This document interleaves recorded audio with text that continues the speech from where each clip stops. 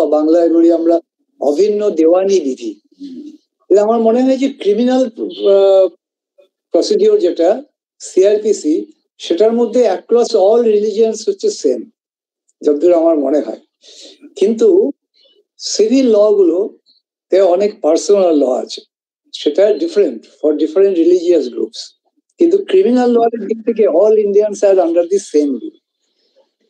তো আমি এই ব্যাপারে একটু প্রিলিমিনারি দু একটা কথা বলবো, কিন্তু তার আগে প্রথমে আমি আমাদের এই নর্থ বেঙ্গল ইউনিভার্সিটি অ্যালামনি অ্যাসোসিয়েশনের সেক্রেটারি আমাদের বন্ধু ফজলুর রহমান, আর তোমার এখানে যারা আছে সবার ফজলুর দা, তাকে আমি অনুরোধ করছি প্রথমে প্রিলিমিনারি কমেন্টস। আচ্ছা, গুড ইভিনিং। যারা আজকের আমাদের এই আলোচনা সভায় অংশগ্রহণ করেছেন, আমাদের মেম্বাররা, আমরা মাঝে মাঝে এরকম আলোচনা সভা করি এবং খুব উৎসাহের সঙ্গে মেম্বাররা জয়েন করেন। স্যার এবং আমরা চেষ্টা করেছিলাম বিভিন্ন আমাদের যারা ল ডিপার্টমেন্টের স্টুডেন্ট তাদেরকেও চেষ্টা করেছি, লিঙ্ক পাঠিয়েছি, তারা হয়তো জয়েন করতে পারেন। প্রথমত স্যার যেটা বললেন, আজকে যে আমাদের আলোচ্য বিষয় ইউনিফর্ম সিভিল কোড, এটা সত্যিকারে ওটা ভারতবর্ষে একটা খুব আলোড়ন সৃষ্টিকারী বিষয়, একটা দেওয়ানি আদালত মানে আইন যেটা। তো এখানে আমরা দুজন স্পিকারকে ঠিক করেছি। প্রথম হলো Sourodip Rakshit, assistant professor, Bangalore university, Christ university, খুব নামকরা ইউনিভার্সিটিতে উনি আছেন এখন। উনি আমাদের প্রাক্তনী সমিতির সদস্য। আর একজন রূপা প্রধান রূপা ম্যাডাম, আমাদের উত্তরবঙ্গ এবং উত্তর ভারতের সবচেয়ে নামকরা যে college Indian institute of legal studies, তার অ্যাসিস্ট্যান্ট প্রফেসর, এবং উনি আমাদের অ্যালামনি আমাদের সমিতির সদস্য। তো আপনারা সবাই আছেন, আমরা ওনাদের দুজনের কাছে আমরা শুনবো আজকে এই বিষয়টাকে নিয়ে। এবং এই বিষয়টার উপর শুধু যারা অ্যালামনিরা আমরা সিভিল সোসাইটিও এটাকে নিয়ে ভীষণ ভাবছেন। তো আমরা আজকে ওনাদের কাছে শুনবো এই বিষয়টার উপরে। আমি আমাদের সমিতির যে সভাপতি আমার শ্রদ্ধেয় স্যার ডক্টর তাপস কুমার চ্যাটার্জি, আমি স্যারকে বলবো যে আপনি আজকের আলোচনা সভাটা শুরু করুন। ধন্যবাদ।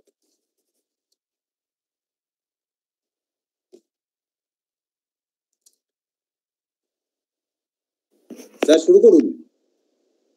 স্যারের মিউট হয়ে আছে স্যার, মাইক্রোফোনটা। আমি মানে just making one or two comments. তো প্রথমে বলে নিই যে আমাদের যারা speaker, they can speak in English or Bengali or Hindi or Nepali, there is no problem, it is left to you. So the first thing which I would like to say that how the topic came into public domain. This is due to a notification from the 22nd Law Commission of India, which was dated 14th June 2003.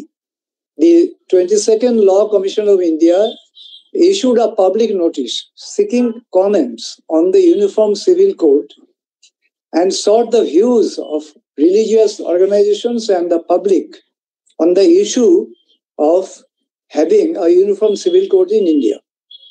This came as a surprise, given that the 21st Law Commission, after many months of public discussion, concluded that UCC was neither necessary nor desirable at this stage. Yet, the 22nd Law Commission's primary justification for the re-examination was that more than 3 years had passed since the previous report. But you know that we cannot make any comment on the Law Commission of India also, because this is a constitutional authority. Also, the Article 44 of Indian Constitution mandates that the state shall endeavor to secure the citizens a uniform civil code throughout the territory of India. But this provision is in the directive principles that makes this non-binding, a non-binding state policy objective. Now, some members of the Constituent Assembly, actually there was a very, very prolonged debate in the Constituent Assembly on yes and no, that is on both sides of this topic, Uniform Civil Code, whether this is desirable for a country having such diversity of not only religions, but also traditions. But after long deliberations, the provision was incorporated as a non-binding clause in Article 44 of the Constitution. After the notification, actually, the date line provided by Law Commission expired in the month of September 2003. But this triggered a fierce debate in the civil society, as our Secretary Fazlur has very rightly pointed out. There have been points both in favor of UCC and also against the UCC.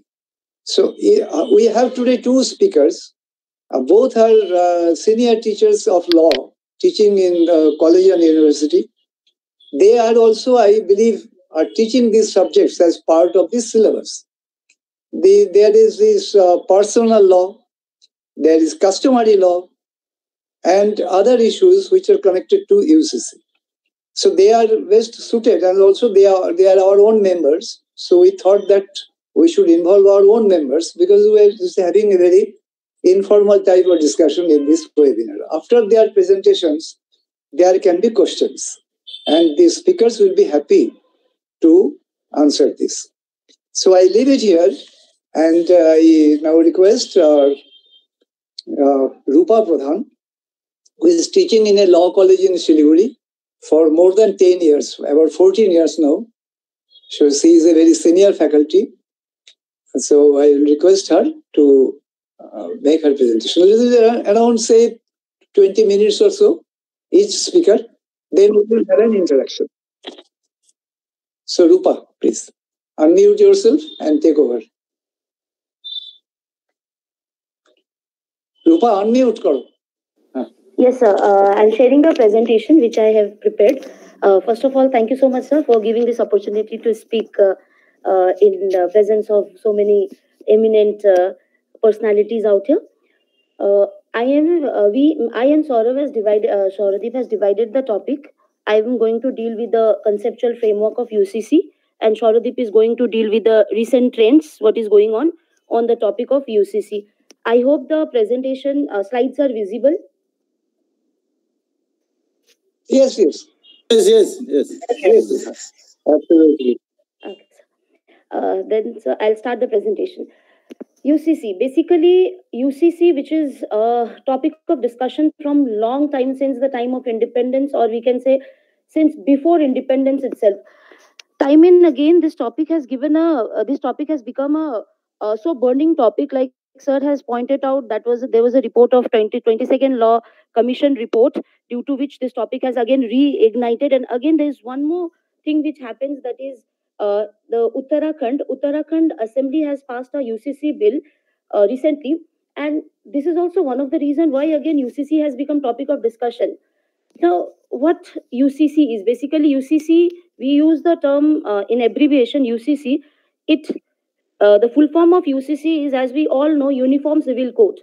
Now, Uniform Civil Code, what was the purpose, or why Uniform Civil Code, why UCC is there? Basically, like we are now and there, we are hearing this UCC essentially is related to the concept of one nation, one code. As we know, our legal system, the legal system is divided into two parts. One is the criminal side of it, and another one is the civil side of it. Now, when we talk about criminal side of our legal system, now criminal side is the codified one, and the codification of the criminal legal system was done long back during the colonial period itself, or we can say during the British period itself. But in our civil part, there are multiple personal laws which are being applicable to the people of different religions. So therefore, UCC is being referred, or UCC is being the government is also trying to adopt, or in constitution also it is being enumerated. The reason or the purpose is to give a common set of laws governing civil rights for every citizen. Like there should not be any different laws which will be applicable to the people. Therefore, there are two sets of opinion in regards to the UCC. One is in favor of UCC, it should be adopted, and another is against UCC. So always there is a debate between these two group of people who are saying, okay, let's take up a UCC as a step, as a major, as a law, and another group who are against UCC. Again, there are many questions which is being raised against the concept of UCC. Moving on, what UCC means. Uniform Civil Code is basically a proposed legal reform in India that aims to establish common set of laws governing all citizens regardless of their religion, caste or gender by replacing personal laws. Now, as we know, we adopted, constitution was adopted in the year 1950. There are many articles in constitution in form of, there are many parts of constitution, some fundamental rights, some directive principles of state policy, fundamental duties, and many more. Article 15 of Indian Constitution that says there should not be any discrimination on the basis of religion, race, caste, gender, etc.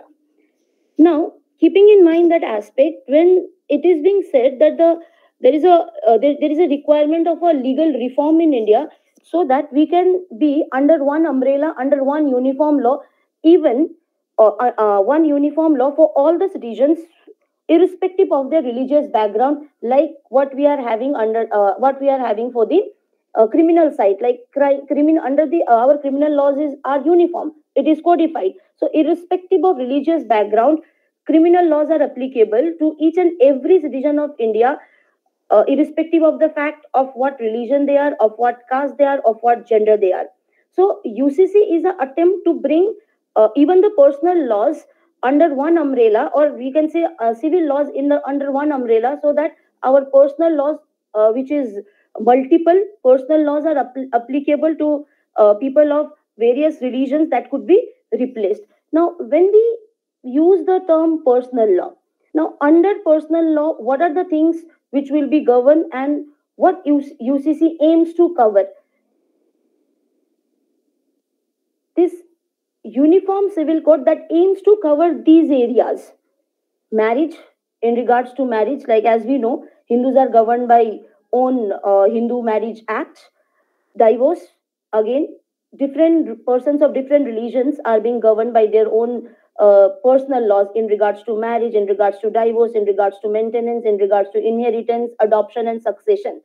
There is a disparity in laws, and somehow this disparity is raising a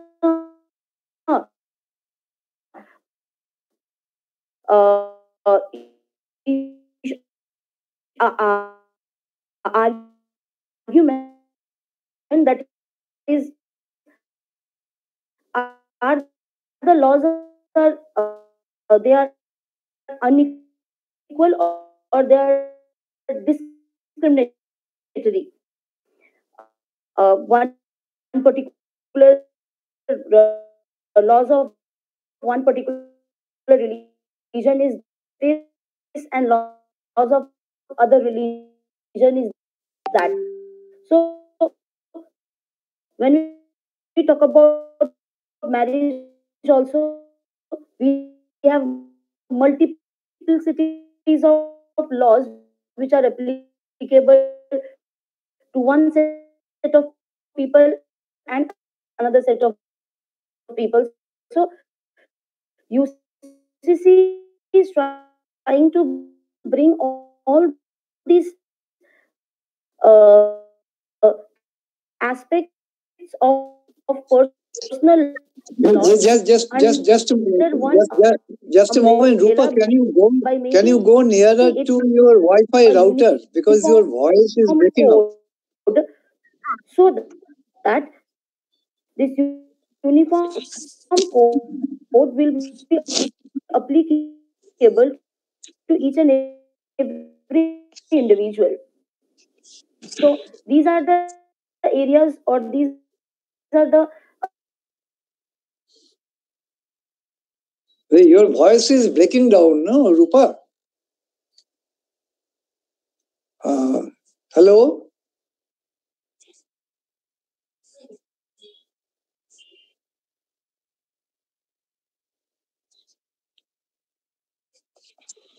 Hello, Rupa? Yes, she has left, I think. She has left, I think. She has left again to rejoin. না ফোনে কথা বলুন, ফোনে কথা না, মনে হচ্ছে ওটা কোনোভাবে it was thought of at that point of time itself. Without social acceptance, it cannot be adopted or it cannot be implemented because it cannot be accepted by the people. Therefore, the UCC, Uniform Civil Code, that was included under Part 4 of Indian Constitution, which is of Directive Principles of State Policy, Article 44 of Article 44 that talks about the UCC, Uniform Civil Code. Now, UCC under the Constitution of India. Now, as I told that Article 44 talks about UCC. What is being said under Article 44? The state shall endeavor to secure for the citizens a uniform civil code throughout the territory of India. Now, as we know, directive principles of state policy, they are not enforceable like fundamental rights. Fundamental rights are enforceable. There are constitutional remedies if fundamental rights are being infringed. But in regards to UCC, as it is being told at the time of drafting of constitution, let's keep it voluntarily.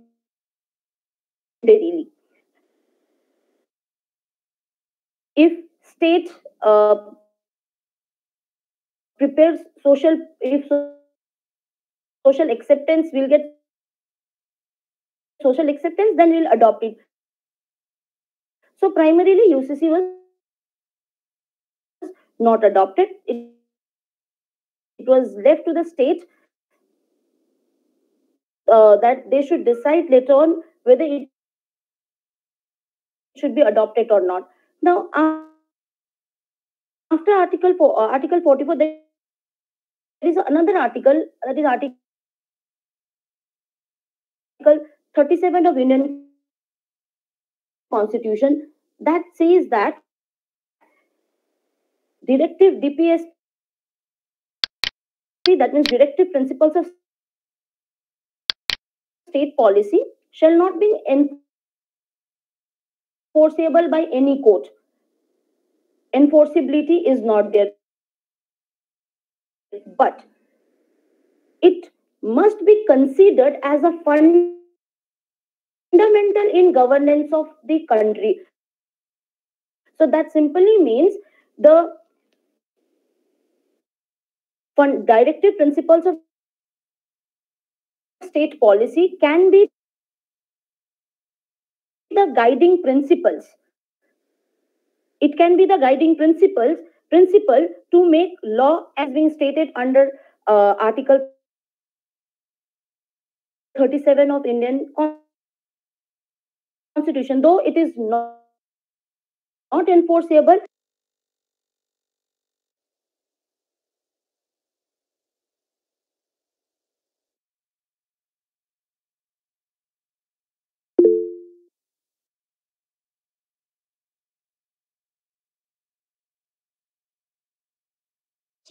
I think Rupa is having a lot of problem with the broadband. So again, she has been disconnected. Hello, Rupa, are you there?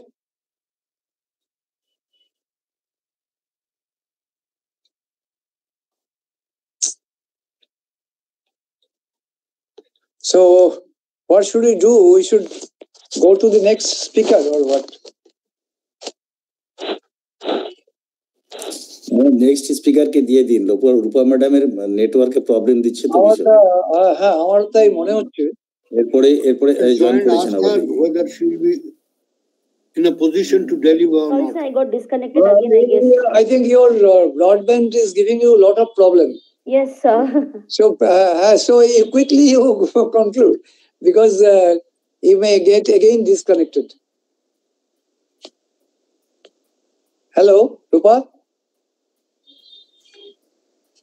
Rupa? It's muted. Rupa, agar তুমি mute হয়ে আছো।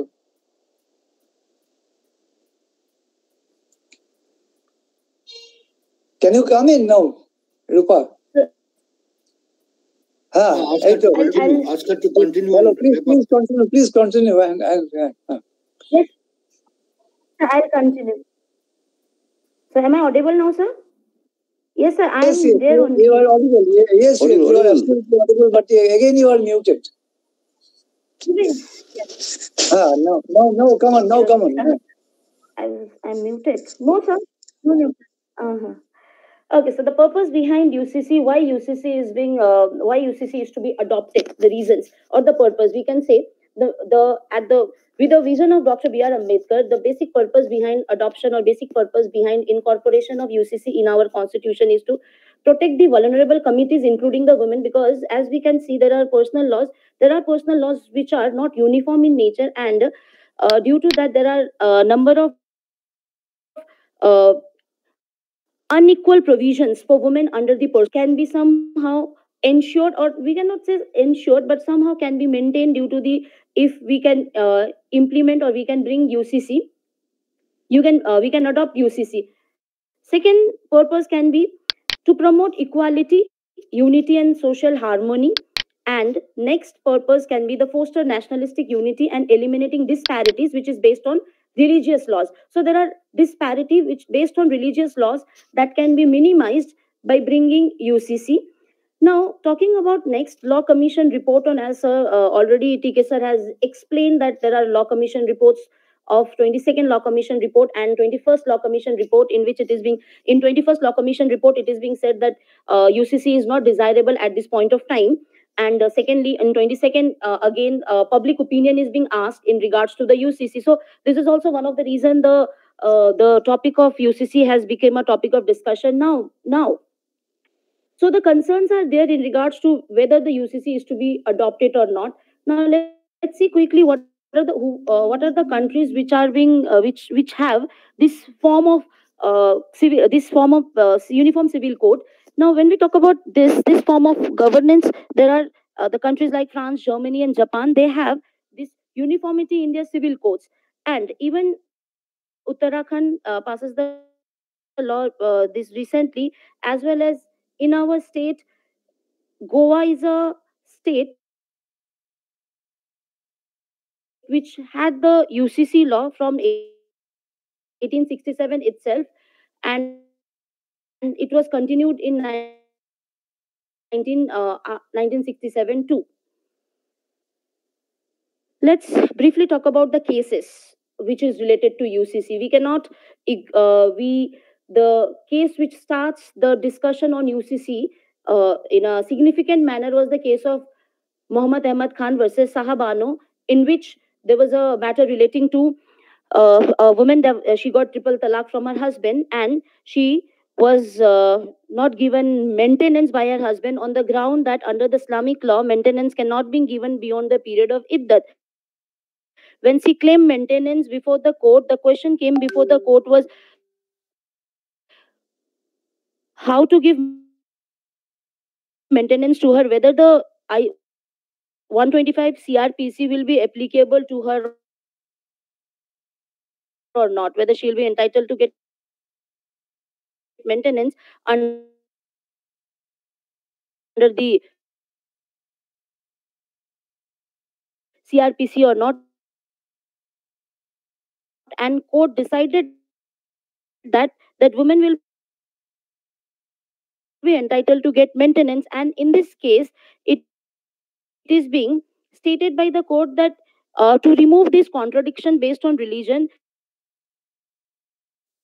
UCC basically is need to be adopted. Now, second case that occurred in 1995, decided in 1995, that is the case of Sarla Mudgal versus Union of India, in which court observed that UCC is needed to ensure gender justice and equality. Similarly, there was another case in the same line, that was the case of Lily Thomas versus Union of India. In the Sarla Mudgal case and Lily Thomas case, the issue or the fact facts of the case was after conversion, the husband he got married with the second woman on the pretext that in Islam, four marriages are allowed. So it was stated in the case of Sarla Mudgal that which is decided in 1995 ki UCC is needed to bring gender justice and equality. Whereas in the very next case, which was decided in 2000, Lily Thomas versus Union of India, in which it is being the facts were by and to think in a moment of time with national case trickle.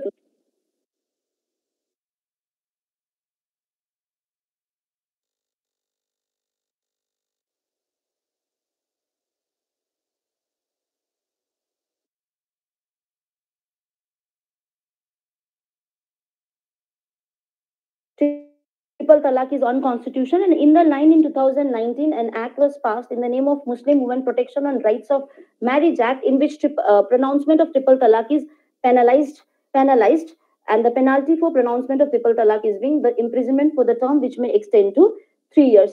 Now, next case where the adultery was struck down by Supreme Court of India from Section 497 of Indian Penal Code. And in this case, it was suggested that UCC is required to remove inconsistencies in the laws, in the personal laws, as personal laws are inconsistent.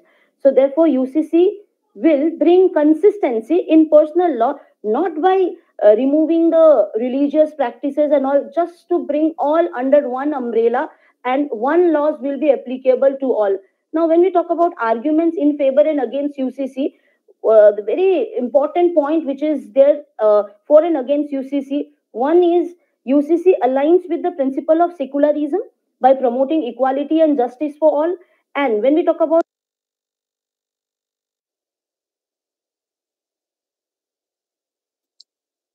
again went out. I think Rupa is using internet and not broadband. So in yes, please continue. Okay. So that this is always a question of debate, that UCC is whether it is going against, there is a debate between fundamental freedoms which are provided from Article 25 to 28 and Article 44, whether they are being contradicting to each other or not. So in my opinion, what can be done is we should, there are used to bring UCC, there are multiple complexities, there are multiple challenges which are attached to UCC.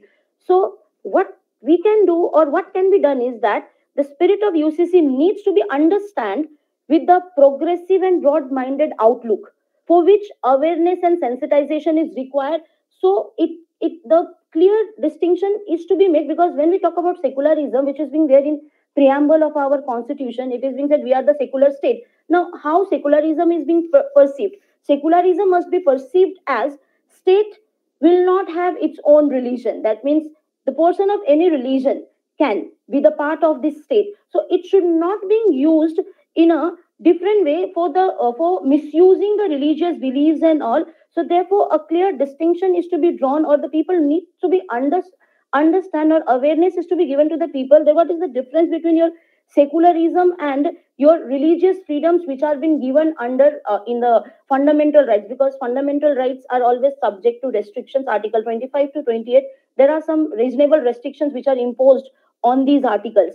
So the balance, when UCC will be adopted, there should be a balance drawn between the protection of fundamental rights and religious ideologies and principles of different religions and communities. So if this we can do, if UCC can be drafted in the line of keeping a balance between these 2 points, then I think it can. And again, second point out here is, it is to be decided, like in 22nd Law Commission report, opinions are being taken from the people, because from the from very beginning it is being said when social acceptance we'll get. If we are prepared to accept it socially, then we can adopt it. So maybe this is the reason why they are being going for taking opinions of the public opinions in regards to UCC. So thank you so much for giving this opportunity, and I am very much sorry for to all of you as I got disconnected time and again due to Wi-Fi issues. Yes, yes. Thank you, Rupa. Thank you so much. Actually, this Wi-Fi problem was beyond your control. Nothing doing about it. Your presentation has been very concise and very focused. You have touched on the basic principles of UCC, like marriage, divorce, and inheritance. Now, these three issues appear on the surface. They appear to be very innocuous. Yet, why there should be so much difference and contestations about adoption of UCC in our country that may baffle some the people of the country. Actually, the Law Commission of India, the last report is that they have received about 1 crore feedback from the public. But I do not know how many are in favor and how many are against. That has not been. And the President's office also got more than 3 lakh suggestions. So, in all, it's about 4 lakh feedback from the public. But there's not much because in a country of 140 crore people, 4 lakh response is actually very, very insignificant. So now we go to our next speaker, who will be perhaps discussing the debate that has been raging in civil society and what are the main issues that fuel public anger about adoption of UCC.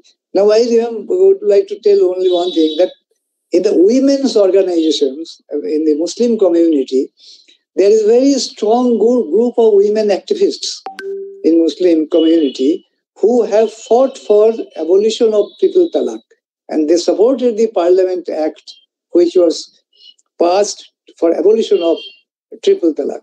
And they have been very vocal for adoption of UCC because they feel that gender justice can be guaranteed by adoption of UCC. In any case, I think the next speaker will touch upon these points and will enrich the discussion further. So, Shorodip, may I ask you to please come over? First of all, good evening everyone. সবাইকে নমস্কার করে শুরু করছি। সবাই প্রত্যেকে অনেক senior আমার থেকে এবং অনেকটাই senior, all are stalwarts in the field of academics. Sir, I hope I'm audible, sir. শোনা যাচ্ছে আমাকে? Absolutely, খুব ভালো শোনা যাচ্ছে। Okay, thank you. তো ফার্স্ট অফ অল আমাদের স্যার তাপস স্যার যখন আমাকে বলেছিলেন এই টপিকটার উপরে একটা প্রেজেন্টেশনের মতো, একটা ডিসকাশনের মতন করতে, একটু ভাবতে হয়েছিল বিকজ এই টপিকের উপরে ডিসকাশন করাটা একটু দুঃসাহসিক হয়ে যায় আমাদের আজকের টাইমে, লিভিং ইন 2024, যেখানে আমরা খুব ডেভেলপমেন্টের দিকে যাচ্ছি। আমাদের দেশ ফিফথ লার্জেস্ট ইকোনমি থেকে 4th লার্জেস্ট ইকোনমি হয়ে গেছে। আমরা চাঁদে যাচ্ছি, আমরা অনেক কিছুই করছি, বাট তাও এটা এমন একটা স্পর্শকাতর এরিয়া, মানে এমন একটা সেন্সিটিভ এরিয়া যেখানে আমরা এখনো কথা বলতে একটু আমরা দুবার ভাবি। এবং অ্যাজ আ ল ফ্যাকাল্টি যখন আমরা কনস্টিটিউশনাল ল পড়াই আমাদের স্টুডেন্টসদের এবং ইউসিসি নিয়ে আলোচনা করি ক্লাসে, আমাদের একটু ভেবে আলোচনা করতে এবং we need two be very careful with the choice of words, কারণ ক্লাসে সব রকম ধর্মের স্টুডেন্টস থাকে এবং আমাদের এটা দেখে নিতে হয় যাতে আমরা যেটা বলছি সেটা যেন পুরোপুরি একাডেমিক হয় এবং আমরা যাতে প্রচন্ড ইম্পার্শিয়াল শোনাই এবং আমার কথা বলা থেকে যাতে এটা কেউ প্রিজিউম করতে না পারে যে আমি কোনো একটা পার্টিকুলার রিলিজিয়নের প্রতি বায়াসড হয়ে কথা বলছি। কারণ স্টুডেন্টস আর ভেরি স্মার্ট নাওয়াডেজ এবং তারা খুব ছোট, তাদের থট প্রসেসটা অতটা ওয়াইড না যতটা আমাদের এখন অব্দি হয়েছে staying in this profession for such a long time. তো basically what I am trying to say is বিষয়টা খুব স্পর্শকাতর এবং রেসপেক্টেড রূপা ম্যাডাম যে জায়গাটা দিয়ে শুরু করলো, যে ইউনিফর্ম সিভিল কোডের যে উৎপত্তি এবং সেটার যে প্রগ্রেস, সেটা যেভাবে আজকের ডেটে এসে দাঁড়িয়েছে, আমার মনে হয় এটা এমন একটা বিষয় যেটা নিয়ে আমাদের খুব ফ্রিকুয়েন্টলি এখন কথা বলা উচিত এবং we need to come to a conclusion কি ইউনিফর্ম সিভিল কোড ইদার হবে অর হবে না। কারণ এই মাঝখানে ঝুলে থাকার ব্যাপারটা আমার as a person from the legal fraternity আমি খুব একটা পছন্দ করি না। If it is yes, it should be done with proper reasons, and if it is no, it should be denied completely with proper reasons. তো এবার গভর্নমেন্টের একটা বড় রোল আছে এখানে, বাট দেন গভর্নমেন্টের রোল কখনোই পাবলিক কনসিয়াসনেস বা সোসাইটাল কনসিয়াসনেস এর উপরে হতে পারে না, কারণ আমরা ওয়েলফেয়ার স্টেট, সেটা আমাদের মনে রাখতে হবে, যে গভর্নমেন্টই পাওয়ারে থাকুক না কেন। এবার আমি এটা বলে শুরু করতে চাই যে আমাদের দেশে গোয়া একটা এমন স্টেট যেটা অনেক বছর আগে, in the 1800s, when it was under the colonialism of Portuguese and the Dutch, তো গোয়াতে অলরেডি এই সিভিল কোডটা ছিল, অলরেডি ছিল, যেটার নাম হচ্ছে গোয়া সিভিল কোড। এবং গোয়াতে কোনো পার্সোনাল ল সেভাবে ফলো হয় না, they go by the Goa civil code. তো তারপরে ইন্ডিপেন্ডেন্স 1947, কনস্টিটিউশন কমেন্স হয় 1950, এটা 2024। আমাদের দেশে এখন অব্দি ইউনিফর্ম সিভিল কোড নিয়ে আমরা কোনো জায়গায়, কোনো স্ট্রং জায়গায় পৌঁছতে পারিনি। এটা আমাদের ডিসক্রেডিট বলুন, এটা আমাদের ল্যাক অফ থট প্রসেস বলুন, বা আমাদের গভর্নমেন্ট যে সময় যে গভর্নমেন্টই পাওয়ারে থাকুক না কেন, সেন্ট্রাল লেভেল বা স্টেট লেভেলে, তাদের এটা ডিসক্রেডিট বলুন। আমি কিভাবে আমরা এটাকে পারসিভ করছি সেটা আমাদের ইন্ডিভিজুয়াল পার্সপেক্টিভ এবং ওপিনিয়ন। বাট আমার মনে হয় এতদিনে আমাদের একটা স্ট্যান্ড পয়েন্টে আসা উচিত ছিল, যেটা আমরা এখনো এসে পৌঁছতে পারিনি আনফরচুনেটলি। তো খুব রিসেন্টলি এই ফেব্রুয়ারি মাসে উত্তরাখণ্ড লেজিসলেচার, স্টেট অ্যাসেম্বলি, তাদের uniform civil code bill pass করে দিয়েছে এবং it is soon to be implemented. এবং তার ঠিক পরেই রাজস্থান স্টেট অ্যাসেম্বলি একটা অ্যানাউন্সমেন্ট করেছে যে ওরা এই আপকামিং ওদের যে লেজিসলেটিভ অ্যাসেম্বলি সেশন হবে, সেখানে ওরা ইউসিসি কে আনতে চাইছে এবং হোপফুলি তারা উত্তরাখণ্ডকে ফলো করে তাদের স্টেটেও তারা ইউসিসি কে লাগু করতে চাইছে। এবং আমি এটাও বলে রাখি ফর ইউর ইনফরমেশন, আমি হয়তো অনেকেই আপনারা জানেন, বাট কিছু স্টেটস আছে ইন্ডিয়াতে, যেমন কর্ণাটকা, আসাম, মহারাষ্ট্র, মধ্যপ্রদেশ, উত্তরপ্রদেশ, হরিয়ানা, গুজরাট, এরা এই সমস্ত স্টেট গুলো কিন্তু অলরেডি ইউসিসি কে নিয়ে নাড়াচাড়া করা শুরু করে দিয়েছে। এবং আমাদের সেন্ট্রাল লেভেলেও গভর্নমেন্টের তরফ থেকে কিন্তু ইউসিসি নিয়ে বিল আনা হয়েছে পার্লামেন্টে, এবং সেটা নিয়ে প্রচুর ডিবেট চলছে। এবার এই যে uniform civil code, what I'm trying to present is, এই ইউনিফর্ম সিভিল কোডটার একটাই ইস্যু, আমরা একটু লয়ের ভাষায় বলি, কোর্টে যখন কোনো মামলা ওঠে তখন কোর্টকে একটা বা দুটো ইস্যু ডিসাইড করতে হয়। তো আমরা ওই জন্য খুব ওই জায়গাটায় আমরা প্রচন্ড থাকি যে আমরা একটা পার্টিকুলার জায়গায় ফোকাস করি। তো এই বিষয়টার মধ্যে ইস্যুটা হচ্ছে একটা ইস্যু, যে ইউনিফর্ম সিভিল কোডটা যদি লাগু করা হয়, তাতে কি আমাদের দেশের মেজরিটি অফ দ্য পিপল, আমি রিলিজিয়নে যাচ্ছি না, মেজরিটি অফ দ্য পিপলের fundamental right to live, fundamental right to freedom, fundamental right to liberty and fundamental right to religion violate হচ্ছে কি হচ্ছে? যদি ভায়োলেট হয় তাহলে এটা লাগু করা যাবে না, যদি ভায়োলেট না হয় তাহলে এটা লাগু করা যাবে, অ্যাজ সিম্পল অ্যাজ দ্যাট। এবার অলরেডি রূপা ম্যাডাম বলেছেন যে এটা আমাদের আর্টিকেল 44 এ আছে, which is a directive principle of state policy. তার মানে এটা একটা ডাইরেক্টিভ স্টেটসদের দেওয়া আছে, যে কোনো স্টেট যদি মনে করে তার স্টেটের জন্য বা তার স্টেটের হিতে, in the favour of the state, তাদের এটা করার দরকার, তারা এটা করতে পারে। এবার উত্তরাখণ্ড মনে করেছে দরকার, তারা করে দিয়েছে, রাজস্থান মনে করেছে দরকার, তারা করতে যাচ্ছে, বাদ বাকি স্টেটস গুলো এখনো করে উঠতে পারেনি। আমি জানি না in the near future, in the next 5-10 years কি হতে যাচ্ছে, কারণ আমার মনে হয় এটা এমন একটা বিষয় যেটা ইট কন্টিনিউস টু গেট ডিবেটেড, এবং আমরা কোনো একটা স্ট্যান্ড পয়েন্টে এসে পৌঁছতে পারি না কোনো না কোনো কারণে। তো এবার ভেরি রিসেন্টলি এটা নিয়ে প্রচন্ড একটা আলোচনা হচ্ছে, এবং আমি একটা দুটো ছোট এক্সাম্পল দিচ্ছি। ধরুন ম্যারেজ, এবার ম্যারেজ হিন্দুদের একরকম ভাবে বিয়ে হয়, সেটা হিন্দু ম্যারেজ অ্যাক্টে লেখা আছে। মুসলিমসদের একরকম ভাবে বিয়ে হয়, সেটা তাদের পার্সোনাল ল, তাদের কোরআন অনুযায়ী তাদের যেটা লেখা আছে সেটা হয়। সেরকমই we have different set of personal laws for Christians. এবার ভারতবর্ষে যদি দুটো আলাদা জাতি ধর্মের লোক যদি বিয়ে করে, তাহলে তারা স্পেশাল ম্যারেজ অ্যাক্টে তারা বিয়ে করতে পারে, সেই প্রভিশনও আছে। কিন্তু পার্সোনাল জায়গাটা থেকে দুটো হিন্দু বা দুটো মুসলমান বা দুটো খ্রিস্টান বা দুটো পার্সি বা দুটো জিউ, তারা যদি বিয়ে করে নিজেদের মধ্যে, তাহলে তারা নিজেদের পার্সোনাল লয়ের দ্বারা গভর্নড হয়। তো এবার তার ডিফারেন্ট কিছু পার্সপেক্টিভস আছে। তার ডিফারেন্ট কিছু ডাইমেনশনস আছে। সেরকমই ধরুন একটা বিষয়, ছোট্ট একটা বিষয় ধরুন অ্যাডপশন। আজকে হিন্দুরা যদি কোনো বাচ্চা অ্যাডপ্ট করে তার জন্য ল আছে, আইন আছে, অ্যাডপশন মেইনটেনেন্স অ্যাক্ট আছে।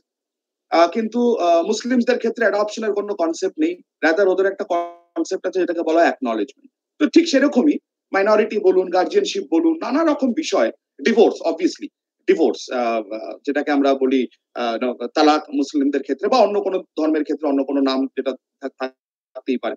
তো different set of principles follow করা হয়। এবার প্রবলেমটা হচ্ছে এই different set of principles follow করতে গিয়ে প্রবলেমটা যেটা দেখা দেয় সেটা হচ্ছে বেশিরভাগ সময় আমরা কোনো একটা স্ট্যান্ড পয়েন্টে পৌঁছতে পারি না, যেখান থেকে এই ইউসিসি নিয়ে কথা ওঠে এবং যেখান থেকে কারোর মনে এটা আসে বা মাথায় এটা আসে যে তাহলে কি ইউসিসি হলে একটু ভালো হতো না, যে কেন আমরা এক একজন এক এক রকম ভাবে কাজ করব, কেন আমরা এক একজন এক এক রকম ভাবে আমরা বিয়ে করব বা এক এক রকম ভাবে ডিভোর্স নেব বা এক এক রকম ভাবে অ্যাডপ্ট করব বা এক এক রকম ভাবে আমাদের গার্জিয়ানশিপ ডিটারমাইন হবে। আমরা তো একই দেশের নাগরিক। So if we are citizen of the country, আমরা যদি ইন্ডিয়ান হয়ে থাকি, হ্যাঁ, তাহলে কি এটা খুব ভালো হবে না যে আমরা একই ভাবে সবাই চলবো বা একই লয়ের দ্বারা সবাই গভর্ন হবো? সেখানে দাঁড়িয়ে নানা রকম ধর্মের মানুষেরা, হিন্দু, মুসলিম, খ্রিস্টান, জিউ, নানা রকম ধর্মের মানুষরা, তাদের একটা স্ট্যান্ড পয়েন্ট এখানে আসে যে কেন সেটা করবো আমরা আমাদের ধর্ম অনুযায়ী কি করব সেটা আমাদের ধর্ম আমাদেরকে বলে দিচ্ছে। সেটা কাস্টমারি প্র্যাকটিস হতে পারে, ট্র্যাডিশনস হতে পারে, বাই কোডিফিকেশন অফ লজ হতে পারে। তাহলে আমরা কেন একই ভাবে করব? আমরা আমাদের মতন যে যার মতন করে, মানে বলা আছে টেক্সট বুকসে, যে যার মতন করে কাস্টমারি ভাবে চলছে আমরা সেভাবেই করবো। তো এখানেই হচ্ছে আমাদের ডিবেটটা। তো সেখান থেকে আমার ওই একটা ইস্যু যে এটা দরকার আছে কি নেই, এটা সোশ্যালি এটা ভ্যালিড কিনা, সোশ্যালি এটা ভ্যালিড কি ভ্যালিড না, এটা হচ্ছে আমাদের মেইন একটা বিষয় যেখানে আমরা ফোকাস করতে চাইছি, যেখানে ডিবেটটা অ্যারাইজ করছি। এবার আমি একটু একটা ছোট্ট প্রেজেন্টেশন আমি রেডি করেছি, এটা খুব মানে ক্রিস্প। আমি চাইছি এটা সবাই একটু ভালো করে পড়ুক, আপনারা একটু পড়ুন সবাই ভালো করে, আমার মনে হয় এটা একটু বেটার হবে। স্যার একটু দেখা যাচ্ছে কি, মানে am I visible স্যার এই প্রেজেন্টেশনটা? না, এখন নট ইয়েট। তোমাকে দেখতে পাচ্ছি। দেখা যাচ্ছে হ্যাঁ, এখন আসছে। হ্যাঁ, দেখা যাচ্ছে। ওকে, দেখা যাচ্ছে না? আচ্ছা, কোথায় দেখা যাচ্ছে? আমি তো পাচ্ছি না। একটু আগে ছিল। শেয়ারে যাবেন।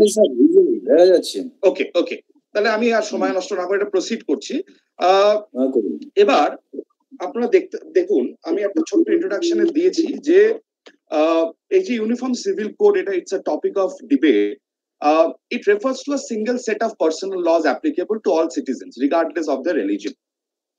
এবার আপনি একটা রিসেন্ট ট্রেন্ডস আমি বলছি, আমার 3 নম্বর পয়েন্টে দেখুন একদম লাস্টে কিছু ওয়ার্ডস কে বোল্ড করা আছে যে এই যে ইউনিফর্ম সিভিল কোড হতে এত সমস্যা কেন হচ্ছে। কারণ ওভার দি ইয়ার্স, এবং এই ওভার দি ইয়ার্স বলতে মানে সিন্স ইন্ডিপেন্ডেন্স, এই যে ইউসিসির পুরো ডিবেটটা, এই ডিবেটটা তিনটে বিষয়কে নিয়ে, তিনটে বিষয়ের চারিদিকে ঘোরাঘুরি করছে। there are 3 important issues. এক, জুডিশিয়াল প্রোনাউন্সমেন্টস, কারণ আমরা আমাদের as per the constitution supreme কোর্টের judgement is as good as a ল।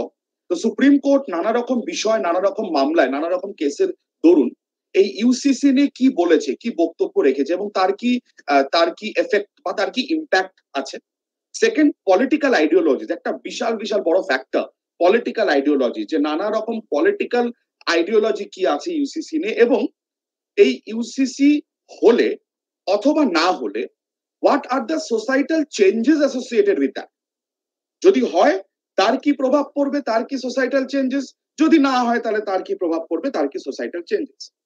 এবার আমি যদি খুব রিসেন্ট কিছু ট্রেন্ড এবং ডেভেলপমেন্ট দেখি, আপনারা দেখবেন একটু যদি পয়েন্টস গুলো আপনারা একটু দেখেন, মেইন যে পয়েন্টস গুলো আমার বোল্ড করা আছে, একটা হচ্ছে জুডিশিয়াল ইন্টারভেনশন। আমরা দেখেছি যে মূলত 1990s এর সময় থেকে সুপ্রিম কোর্ট এই ম্যাটারটা নিয়ে অনেক কিছু বলেছে, নানা রকম মামলার ক্ষেত্রে, নানা রকম বিষয়। আমি সেটাতে আসবো, সেটা আমার প্রেজেন্টেশনে আছে। 1995 একটা খুব ইম্পর্টেন্ট কেস হয়, Sarla Mudgal versus union of India, যেখানে সুপ্রিম কোর্ট খুব আনইকুইভোকালি বলেছিল যে ইউসিসি দরকার আমাদের দেশে, just to eliminate the discrimination against women. এই মানে মানে সুপ্রিম কোর্ট এই কেসে বলতে চেয়েছেন যে এই পার্সোনাল লজ এর নামে উইমেন কমিউনিটির এগেনস্টে যে অ্যাট্রসিটিস গুলো হয় বা যে ডিসক্রিমিনেশন গুলো হয় সেটাকে কার্ভ করতে বা সেটাকে কমাতে ইউসিসি হওয়াটা মানে থাকাটা খুব দরকার। এবং তার পরবর্তীকালে আরো কিছু কেসেস আছে, যেটা আমি পরবর্তীকালে আসছি। দ্বিতীয়ত, আজকালকার দিনে দেখা যাচ্ছে প্রচন্ড রকম ভাবে পলিটিক্যাল ডিবেটস এবং ইনিশিয়েটিভস এটা নিয়ে নেওয়া হচ্ছে, মানে নানা রকম ক্ষেত্রে নানা রকম বিষয় পলিটিক্যাল ডিবেটস, নানা রকম ইনিশিয়েটিভস নেওয়া হচ্ছে, ইউসিসি কে নিয়ে কথা বলা হচ্ছে, ইউসিসি হলে কি হবে, ইউসিসি না হলে কি হবে, এবং সেখানে অনেক স্টেক হোল্ডার্সরা আছে এবং এক একজন স্টেক হোল্ডারের এক এক রকম মতামত। যেমন তাপস স্যার বলছিলেন প্রেসিডেন্টের কাছে 3 লক্ষ ওপিনিয়ন গেছে উইথ রিগার্ড টু ইউসিসি, বা তারও বেশি হবে হয়তো ইন দ্য রিসেন্ট টাইমস। কিন্তু প্রবলেমটা হচ্ছে আমাদের দেশে জনসংখ্যা 140 কোটি, তার 3 লক্ষ বা 4 লক্ষ বা 5 লক্ষ বা 10 লক্ষ ইজ আ নেগলিজিবল পার্সেন্টেজ। 140 কোটির 10% ছেড়ে দিন, 5% হচ্ছে 7 কোটি। 140 কোটির 1% হচ্ছে 1.4 crores। তো সেখানে কিছু লক্ষ ওপিনিয়ন কোনো ম্যাটারই করে না। এবং এরকম একটা বিষয় যেখানে মাত্রই কিছু লক্ষ ওপিনিয়ন আছে, সেটা নিয়ে একটা পার্লামেন্ট বা একটা লেজিসলেটিভ অ্যাসেম্বলি কখনোই একটা আইন বানিয়ে দিতে পারে না। বিকজ একটা আইন তখনই তৈরি হয় যে যখন সেই আইনটা মেজরিটি অফ দ্য পিপলকে হেল্প করবে বা মেজরিটি অফ দ্য পপুলেশনের জন্য ভালো হবে। তো সেখানে প্রচুর মতামত। নেক্সট আপনারা 3 নম্বর পয়েন্টে দেখবেন grassroot movements and civil society engagement. Recently দেখা যাচ্ছে প্রচুর সিভিল সোসাইটি অর্গানাইজেশনস কিছু মুভমেন্ট স্টার্ট করেছে একটা গ্রাসরুট লেভেল, একদম নিচু স্তরে, যেখানে অ্যাওয়্যার করা হচ্ছে মানুষকে অ্যাবাউট ইউসিসি এবং ইউসিসি হলে পরে তার কি উপকারিতা আছে, এটা আমরা রিসেন্টলি দেখতে পাচ্ছি। এবং সেখানে সব থেকে বেশি উঠে আসছে ওমেন রাইটস গ্রুপস, সেটা যে ধর্মেরই হোক না কেন, নট নেসেসারি হিন্দু বা নট নেসেসারি মুসলিম, যে ধর্মেরই হোক না কেন, উইমেন কমিউনিটি তাদের নিজেদের রাইটস কে প্রোটেক্ট করার জন্য বা তাদের এগেনস্টে যে ডিসক্রিমিনেশন গুলো হয় বা যে অ্যাট্রসিটিস গুলো হয় সেটা থেকে নিজেদের প্রোটেক্ট করার জন্য ইউসিসির কতটা গুরুত্ব আছে এবং ইউসিসি সেখানে কতটা ভালো রোল প্লে করতে পারে, সেটার জন্য তারা অ্যাওয়্যার করছে মানুষকে, লোকজনকে অ্যাওয়্যার করছে এট দ্য গ্রাসরুট লেভেল, যেটা আজকালকার দিনে খুব দেখা যাচ্ছে। এবং যেখানে উইমেন কমিশন, নানা রকম অর্গানাইজেশন, এনজিওস তারা প্রচন্ড ভাবে উঠে আসছে। নেক্সট হচ্ছে সোশিও কালচারাল ডাইনামিক্স। আপনারা যদি দেখেন এখানে একটা ভীষণ রকমের একটা মেলবন্ধন ঘটে সোসাইটি এবং কালচারের মধ্যে। তো আমরা সবাই জানি হোয়াট ইজ কালচার, এবং আমরা জানি যে সোসাইটির সাথে সাথে কালচার ডেভেলপ করে বা কখনো কখনো কালচারের সাথে সাথে সোসাইটি ডেভেলপ করে, they both are very complementary and supplementary to each other. তো এই ইউসিসি হলে কিভাবে ন্যাশনাল ইন্টিগ্রেশন বা সেকুলারিজম প্রমোট হয়, বা ইউসিসি না হলে পরে কিভাবে পার্সোনাল রাইটস প্রোটেক্ট হয় বা ভায়োলেট হয়, অ্যাজ দ্য কেস মেবি, যে যেরকম ভাবে সেটাকে ভাবে।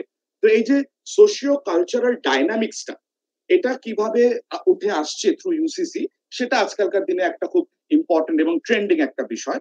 এবং লাস্টলি আমি যেটা বলবো সেটা হচ্ছে গ্রোয়িং রিয়েলাইজেশনস। তো মানে আজকালকার দিনে ইন্ডিয়ান সোসাইটি যেভাবে ইভলভ করছে, তো এই রিয়েলাইজেশনটা আমাদের মধ্যে বাড়ছে আস্তে আস্তে, that we need to strike a balance between preserving our cultural diversity and upholding constitutional principles of equality and justice, যেটা প্রচন্ড ইম্পর্টেন্ট। এবং আমার মনে হয় আমাদের দেশে, আমি জানি না এটা আমাদের দেশ হয়তো এখন অনেক বেশি অ্যাডভান্স লেভেলে যাচ্ছে আস্তে আস্তে, বাট কোথাও না কোথাও গিয়ে আমরা সেই মানধাত্তা আমলের একটা জায়গায় এখনো কোথাও না কোথাও এক্সিস্ট করি, যেখানে আমরা এটা বুঝে উঠতে পারি না যে আমরা আমাদের কালচারাল ডাইভার্সিটিটাকে প্রোটেক্ট করব না আমরা আমাদের কনস্টিটিউশনাল প্রিন্সিপালসটাকে প্রোটেক্ট করব, যেটা কিনা is only based on equality and justice. Rather আমি ইকুয়ালিটি থেকে বলবো ইকুইটি অ্যান্ড জাস্টিস। তো এই যে একটা ডিলেমা, এই যে সবসময় একটা ডিলেমা আমাদের মধ্যে চলে between cultural diversity and constitutional principles, এটা this is something that needs to be work upon, এবং এটা একটা রিসেন্ট ট্রেন্ড যেটা নিয়ে লোকে কথা বলছে। আজকে এই যে সভাটা হচ্ছে, এই যে ওয়েবিনারটা হচ্ছে, এখানে আমরা সবাই মোটামুটি শিক্ষিত এবং আমার রেসপেক্টেড প্রফেসর, ফ্যাকাল্টি মেম্বার যারা আছে তারা অনেকটাই উচ্চ শিক্ষিত, কিছুটা আমিও সেরকমই, আমরা প্রত্যেক কিছুটা লেভেল অব্দি আমাদের এডুকেশন আছে। আমরা এই বিষয়টা নিয়ে কথা বলতে পারছি, আমরা এই বিষয়টা নিয়ে কথা বলার সাহস দেখাতে পারছি, কারণ আমরা এই বিষয়টা জানি, আমরা এই বিষয়টা প্রোজ অ্যান্ড কনস বোঝার ক্ষমতা রাখি এবং আমরা এটা নিয়ে কথা বলার ক্ষমতা রাখি। We are able to talk about it because you know about it. কিন্তু আমি আজকে এই ফোরাম, আমি এই ওয়েবিনারে যারা যারা আপনারা আছেন, আমি সবার সামনে একটা প্রশ্ন রাখতে চাই। এই যে আমাদের দেশের 140 কোটি জনসংখ্যা, তার মধ্যে যদি ইনফ্যান্টদের বাদ দিয়ে দিই, ধরুন আমি 110 কোটি আমি অ্যাডাল্ট মানুষ যদি আমরা ধরি, 100 কোটি যদি অ্যাডাল্ট মানুষ ধরি, তার মধ্যে কত পার্সেন্টেজ অফ পিপল এটা জানে যে there is something called UCC, uniform civil code বলে কিছু একটা বিষয় এক্সিস্ট করে। ছেড়ে দিন ইউনিফর্ম সিভিল কোড, কত পার্সেন্ট মানুষ এটা জানে যে আমাদের দেশে কনস্টিটিউশন বলে কিছু একটা এক্সিস্ট করে, there is something call constitution, সংবিধান বলে কিছু একটা আছে, এটা কজন মানুষ জানে? আমাদের দেশের মানুষরা, আমার বলতে খুব খারাপ লাগে, আমি কাউকে ক্রিটিসাইজ করছি না বা আমি ক্ষমা চেয়ে নিচ্ছি যদি আমার কথাটাকে অপরাধ নেবেন না। আমরা এমন একটা দেশে বাস করি যেখানে সরকারের থেকে যদি আমরা 500 টাকা পাই ফ্রিতে, আমরা খুশি হয়ে যাই যে আমরা 500 টাকা পেয়েছি সরকারের থেকে ফ্রিতে, সরকার আমাকে 500 টাকা দিয়েছে কোনো কাজ না করে। তার থেকে ভালো সরকার আমাদের হতে পারে না। আজকে আমি এমন একটা দেশে বাস করি যেই দেশে যখন ডোনাল্ড ট্রাম্প আসেন, আমেরিকান প্রাইম মিনিস্টার, সে এসে দেখতে পারেন ঝাঁ চকচকে রাস্তা, কিন্তু সেই ঝাঁ চকচকে রাস্তাটা বানানোর জন্য মাইলকে মাইল বস্তি যখন টিনের চাল দিয়ে ঘিরে দেওয়া হয় যাতে ডোনাল্ড ট্রাম্প এটা দেখতে না পারে যে আমাদের দেশে কত বস্তি আছে, সেই দেশে ইউনিফর্ম সিভিল কোড নিয়ে বড় বড় কথা বলাটা বিলাসিতা মাত্র, যদি কিনা মানুষ জানতেই না পারে যে এটা কি। মানুষ তখনই তো কথা বলবে যখন মানুষ জানবে এটা কি, মানুষ তখনই নিজের ওপিনিয়ন দেবে যখন মানুষ জানবে যে এতে ভালো কি কি হয়, এতে খারাপ কি কি হয়, এটা করলে কি হবে, এটা না করলে কি হবে, তখনই না মানুষ নিজের ওপিনিয়নটা দিতে পারবে। মানুষ জানেই তো না যে এটা কি, এটা খায় না মাথায় দেয়, মানুষ জানে না। আমি খুব ইনফরমালি বলছি, রেসপেক্টেড টিচার্স, আমি খুব ইনফরমালি বলছি, আমরা জানি না যে এটা খায় না মাথায় দেয়। আজকে অশিক্ষিত লোকজন তো ছেড়ে দিন, মিনিমাম আপনি একজন কর্পোরেট সেক্টরে কাজ করে একজন ইঞ্জিনিয়ার, যে আইনটা কোনোদিনও খুব একটা পড়েনি বা মনে করে যে আইনটা তার সাবজেক্ট না, তাকে গিয়ে আপনি জিজ্ঞেস করবেন দাদা ইউসিসিটা কি, ও আকাশের দিকে 10 মিনিট তাকিয়ে ভাববে যে ইউসিসিটা কি, তারপর গুগল করে বলবে যে ইউসিসিটা কি। এটা হচ্ছে আমাদের দেশের অবস্থা এবং আমি খুব প্র্যাকটিক্যাল পয়েন্ট অফ ভিউ থেকে বলছি। আমি জানি না আপনারা আমার সাথে কতটা এগ্রি করবেন, বাট আমি খুব প্র্যাকটিক্যাল পয়েন্ট অফ ভিউ থেকে কথাটা বললাম। এনিওয়ে, আমি পরে ফিডব্যাকটা নেব আপনাদের থেকে। আইল be very happy if I can answer to any of your questions. তো যাই হোক, এই রিসেন্ট ট্রেন্ডস এর পরে আমি নেক্সট চলে যাব হচ্ছে আমাদের জুডিশিয়াল কিছু ইন্টারভেনশন, মানে সুপ্রিম কোর্টের কিছু ল্যান্ডমার্ক জাজমেন্ট। আমার স্লাইডটা আপনারা কাইন্ডলি দেখবেন, কিছু কেস আমি মেনশন করেছি ক্রোনোলজিক্যালি, এবং যেই রেড কালার দিয়ে যেটা বোল্ড করা, এটা হচ্ছে সুপ্রিম কোর্টের মোদ্দা কথা ছিল অ্যাবাউট ইউসিসি।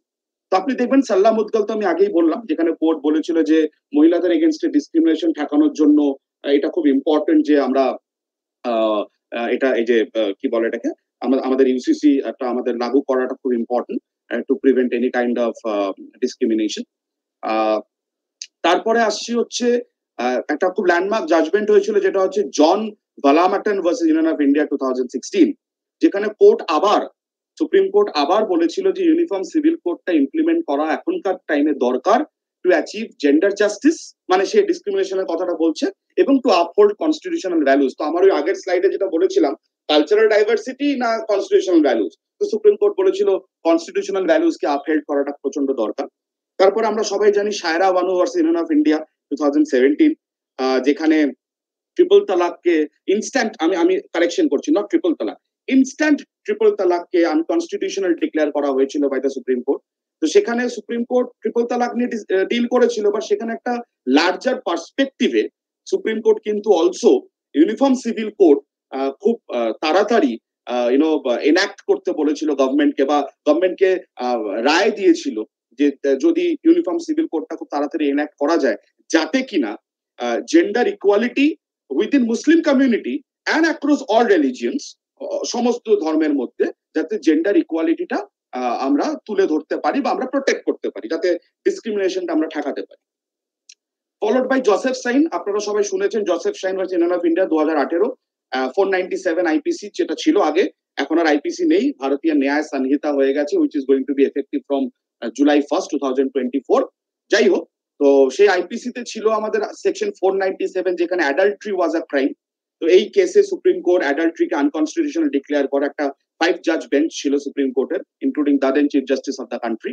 এবং সেখানেও কিন্তু while dealing with adultery supreme court কিন্তু ইউসিসির ফরে কথা বলেছিল এবং বলেছিল যে এই ওনার জাজমেন্টে এরকম একটা প্রভিশন ক্লজ ছিল যেটার ইন্টারপ্রিটেশন দাঁড়ায় যে আমাদের দেশে একটা কম্প্রিহেন্সিভ লিগাল রিফর্ম লাগবে, যাতে আমরা এই ম্যারাইটাল লস যেটা আমাদের আছে, বৈবাহিক যে আইনগুলো নানা রকম ধর্মে, সেই বৈবাহিক আইনগুলো যাতে আমরা একটা ইউনিফর্ম জায়গায় নিয়ে আসতে পারি।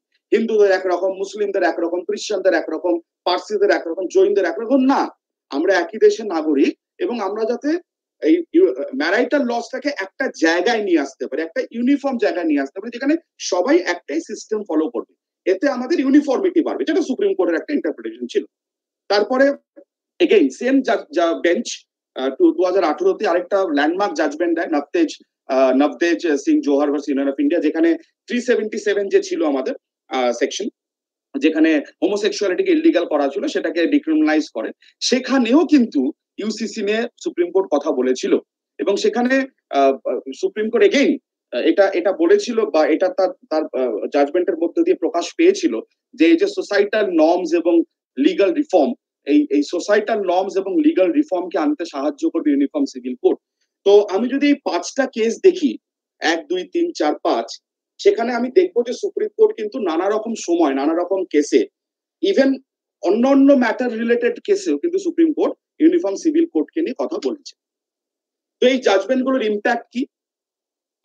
Honourable supreme court various aspects address করেছে of personal laws and their implication on individual rights and freedom. Supreme court, আমি যদি শুধু লিগালি বলি, সুপ্রিম কোর্ট কিন্তু কনসিস্টেন্টলি ইউনিফর্ম সিভিল কোডকে আনার বা ইউনিফর্ম সিভিল কোডের যে ভালো দিকগুলো, যেটা জেন্ডার ইকুয়ালিটি বলুন, সেকুলারিজম বলুন, আপহোল্ডিং কনস্টিটিউশনাল ভ্যালুস বলুন, সেই দিকে সুপ্রিম কোর্ট হিন্ট করেছে। বাট সুপ্রিম কোর্টের এই জাজমেন্ট গুলোর দরুন মানুষের মধ্যে অ্যাওয়ারনেস অনেক বেড়েছে এবং মানুষের মধ্যে ডিবেট করার প্রবণতাটাও বেড়েছে, যেটা কিনা খুব ভালো। ডিবেট করা ইজ নট ব্যাড, যতক্ষণ দুটো মানুষ রিজনেবলি এবং খুব লজিক্যালি ডিবেট করছে।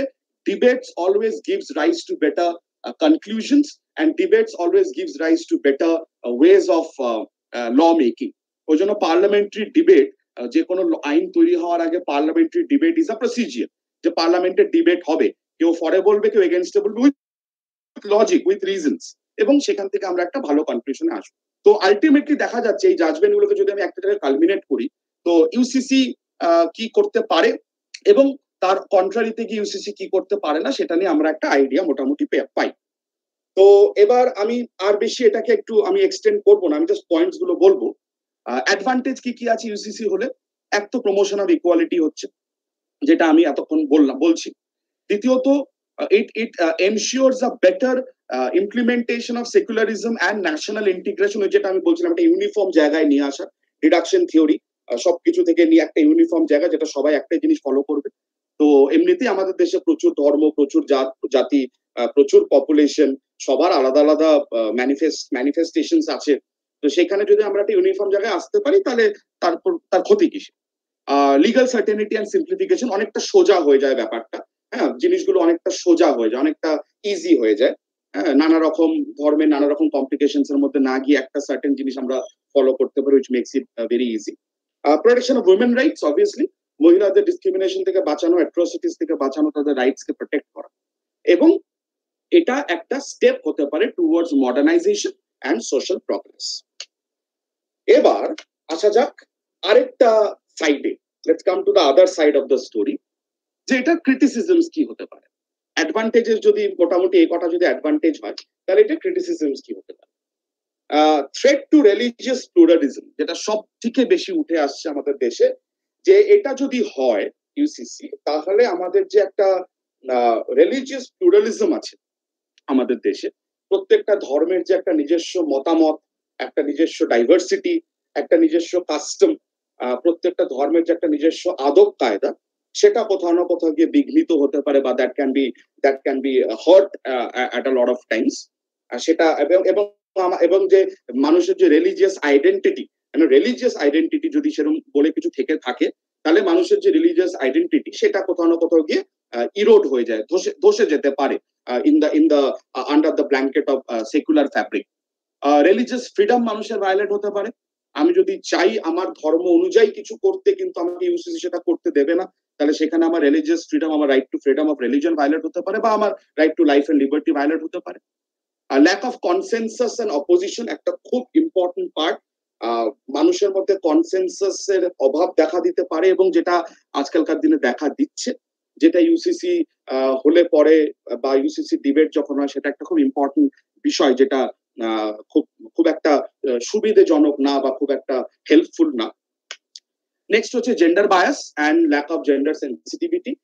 ইউসিসি হলে পরে কিছু শ্রেণীর মানুষ এটা মনে করতেই পারে যে যেখানে একটা ডিসক্রিমিনেশন হচ্ছে, বিশেষ করে জেন্ডার নিয়ে, এবং জেন্ডার সেন্সিটিভিটিটা কোনোভাবে ক্ষতি হচ্ছে। এবং লাস্টলি, এবং সব থেকে যেটা ইম্পর্টেন্ট, আমি যদি সবকিছু ছেড়ে দিই, আমাদের দেশের context, in Indian context, UCC K implement করা is the most difficult and the most daunting and the most challenging task. UCC শুধু আনলেই হবে না, ইউসিসিটাকে ইমপ্লিমেন্ট করতে হবে। কিন্তু আমাদের দেশে এই যে এত প্রচন্ড রকমের অশিক্ষা এখনো রয়েছে, যেখানে মানুষ জানে না।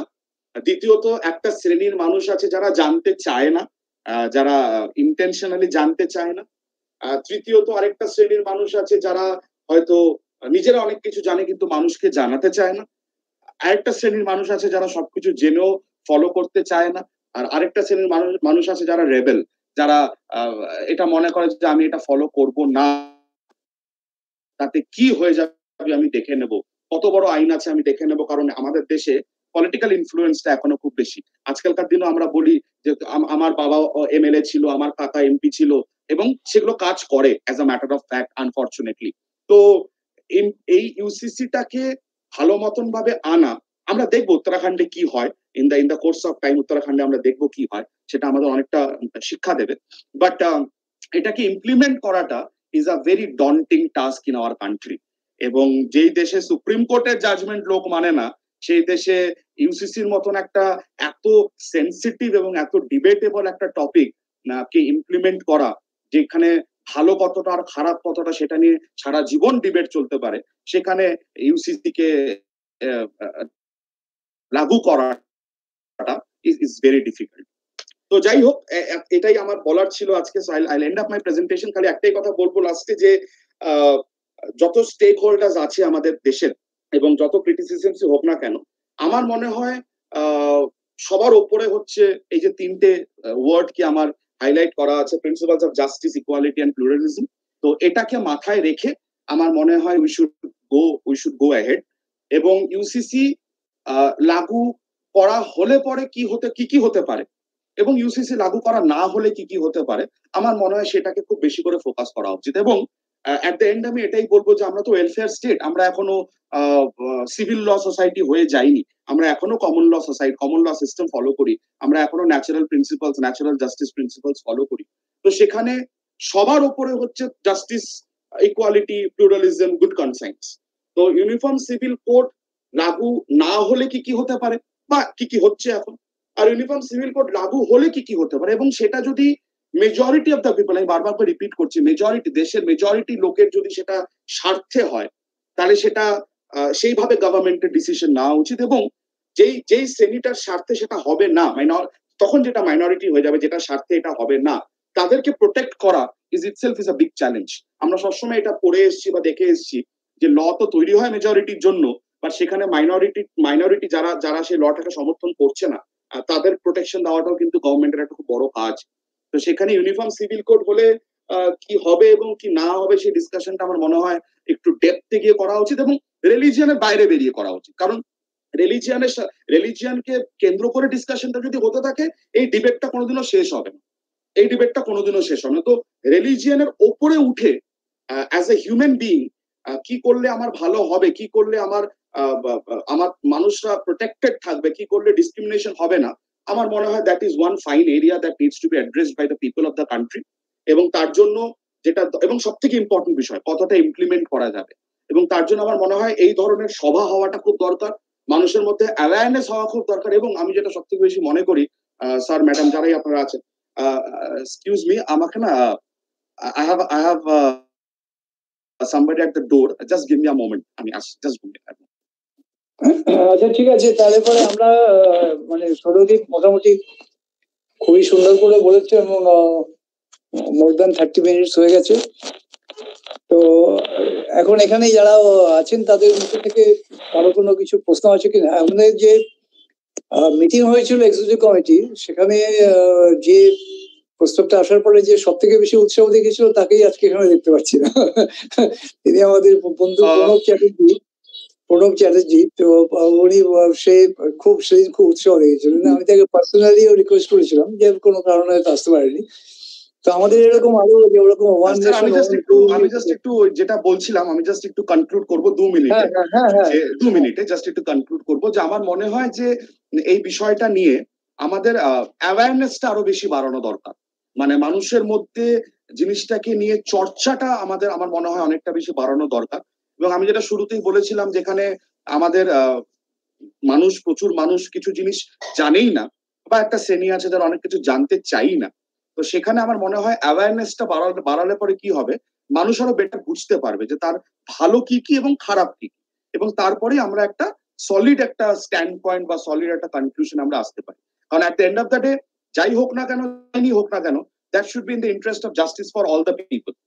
মানে সবার যাতে ভালো হয় সেটাই হওয়াটাও কাম্য, এবং সেখানে কে সরকারে আছে বা কোন পার্টি সরকারে আছে সেটা ইম্পর্টেন্ট না।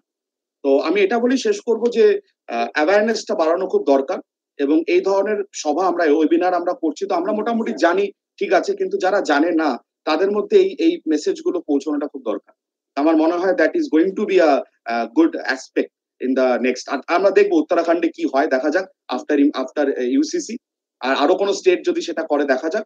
ওয়েস্ট বেঙ্গল কি করবে স্যার, আমার প্রচন্ড ডাউট আছে, কারণ ওয়েস্ট বেঙ্গল নিয়ে অনেক ব্যাপার আছে যেটা বলা শুরু করলে শেষ হবে না। তো দেখা যাক, বাকিটা সময় সন্দেশ পাচ্ছি, রোজ সন্দেশ পাচ্ছি, থালা ভর্তি সন্দেশ পাচ্ছি। সৌরদীপ, তোমাকে একটা প্রশ্ন করার আছে যে ট্রাইবাল কমিউনিটি গুলোর জন্য স্পেশাল এক্সামশন পার্লামেন্টের ল বেশ কয়েকটা দেওয়া হয়েছে, অর্থাৎ ইউনিফর্ম সিভিল কোড অলরেডি বাতিল হয়ে আছে, যে তার মধ্যে ট্রাইবাল কমিউনিটিকে এবং নর্থ ইস্টকে আনা যাবে না।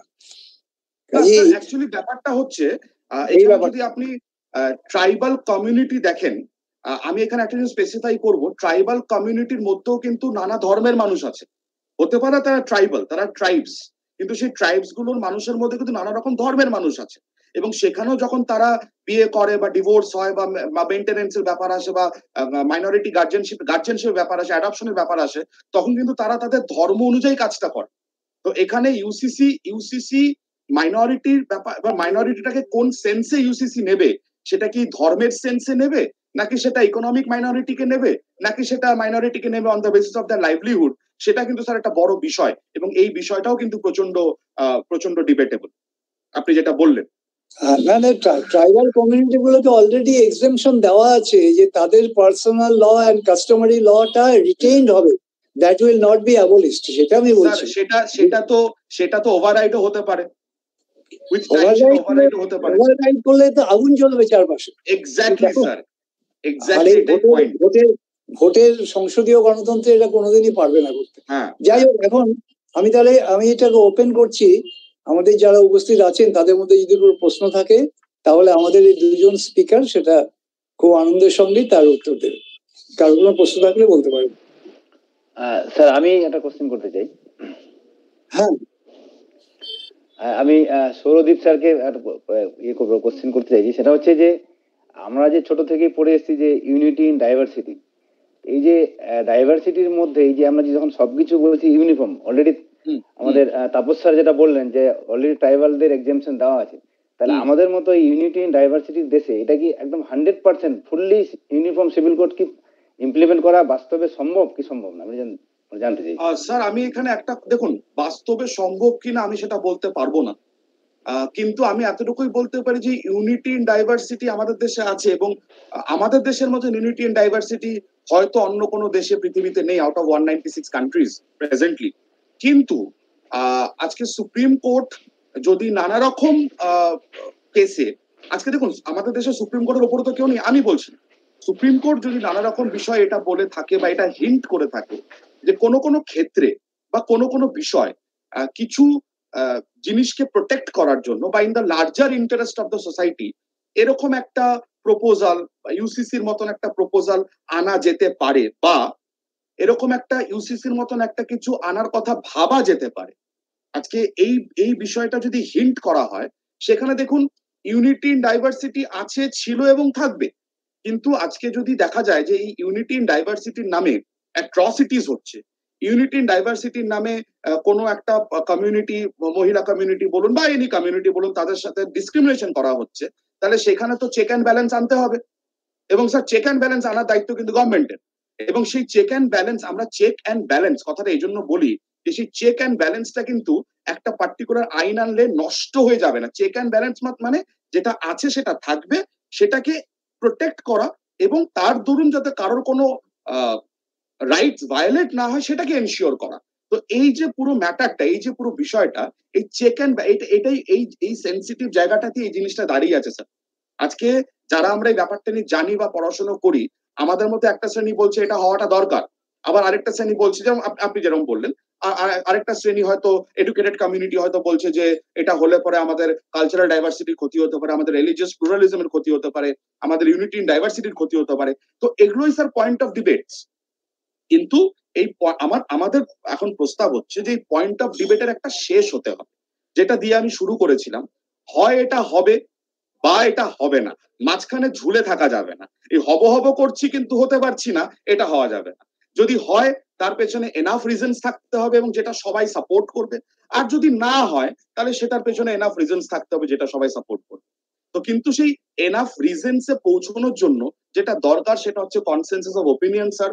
যেটা দরকার সেটা হচ্ছে প্রচন্ড ভদ্রভাবে, ভালোভাবে, এডুকেটেড ভাবে ডিবেট এবং প্রচন্ড লজিক্যাল রিজনিং। তো আমার মনে হয় সেটা আমরা খুব ল্যাক করে যাচ্ছি। কোথাও না কোথাও গিয়ে আমরা একটা জায়গায় গিয়ে আলোচনাটা তো করছি, কিন্তু আমরা কোথাও না কোথাও একটা জায়গায় গিয়ে আটকে যাচ্ছি। আমার মনে হয় আমাদের তার থেকে একটু বাইরে বেরিয়ে লজিক্যাল রিজনিংটা বাড়াতে হবে। আর তারপরে কি হবে আমি জানি না, কিন্তু ওই যে আমি যেটা বললাম স্যার, হয় হবে বা হবে না, মাঝখানে ঝুলে থাকা আর যাবে না স্যার। অলরেডি আমরা অনেক বছর ধরে মাঝখানে ঝুলে আছি। তো হলে ভালো, না হলেও ভালো, কিন্তু তার পেছনে এনাফ রিজনস থাকতে হবে। I think we should come to that conclusion. আচ্ছা, আর কারো কোনো প্রশ্ন আছে থাকলে করুন, বলুন। স্যার আমি পাভেল বলছিলাম। পাভেল সরকার। হ্যাঁ পাভেল বল। সৌরদীপ স্যারকে একটা প্রশ্ন করি, সেটা হচ্ছে যে আমাদের দেশে বিভিন্ন সম্প্রদায় বা এসসি এসটি ওবিসি এবং আদার্স ব্যাকওয়ার্ড ক্লাস মানে বিভিন্ন রিজার্ভেশন রয়েছে, তো যদি অভিন্ন তেমন চালু হয় তাহলে কি এই রিজার্ভেশন উঠে যাবে না থাকবে? আমি আপনার ব্যাপারটা বুঝলাম না, কি উঠে যাবে স্যার? মানে এসটি এসসি ওবিসি রিজার্ভেশন রয়েছে না আমাদের দেশে। রিজার্ভেশন অন্য একটা ব্যাপার, রিজার্ভেশনের সঙ্গে এটার কোনো সম্পর্ক নেই। রিজার্ভেশন আসলে হচ্ছে article 15, article 16 of the constitution. Article 15 এ বলা আছে রিজার্ভেশন হতে পারে। আর্টিকেল 15 এ 6খানা ক্লজ আছে sir, after the recent 103rd amendment of the constitution, যেখানে ইকোনমিক ব্যাকওয়ার্ড ক্লাসকে অ্যাড করা হয়েছে। আর আর্টিকেল 16 এ বলেছে রিজার্ভেশন ইন এমপ্লয়মেন্ট। তো 15 ওই রিজার্ভেশনের ব্যাপারটা একদম আলাদা স্যার, ওটা একেবারেই আলাদা একটা বিষয়। তো ওটার সাথে এটার কোনো সম্পর্ক নেই এবং আমার মনে হয় না পার্সোনালি যে এটার সাথে এটা হলে পরে ওটার কোনো এফেক্ট করতে পারে বা না হলে কোনো এফেক্ট করতে পারে। তো এটা কোনো ব্যাপার না। আসলে দেখো এখানে কি হচ্ছে, 5টা ইস্যু আছে: marriage, divorce, adoption, inheritance R succession.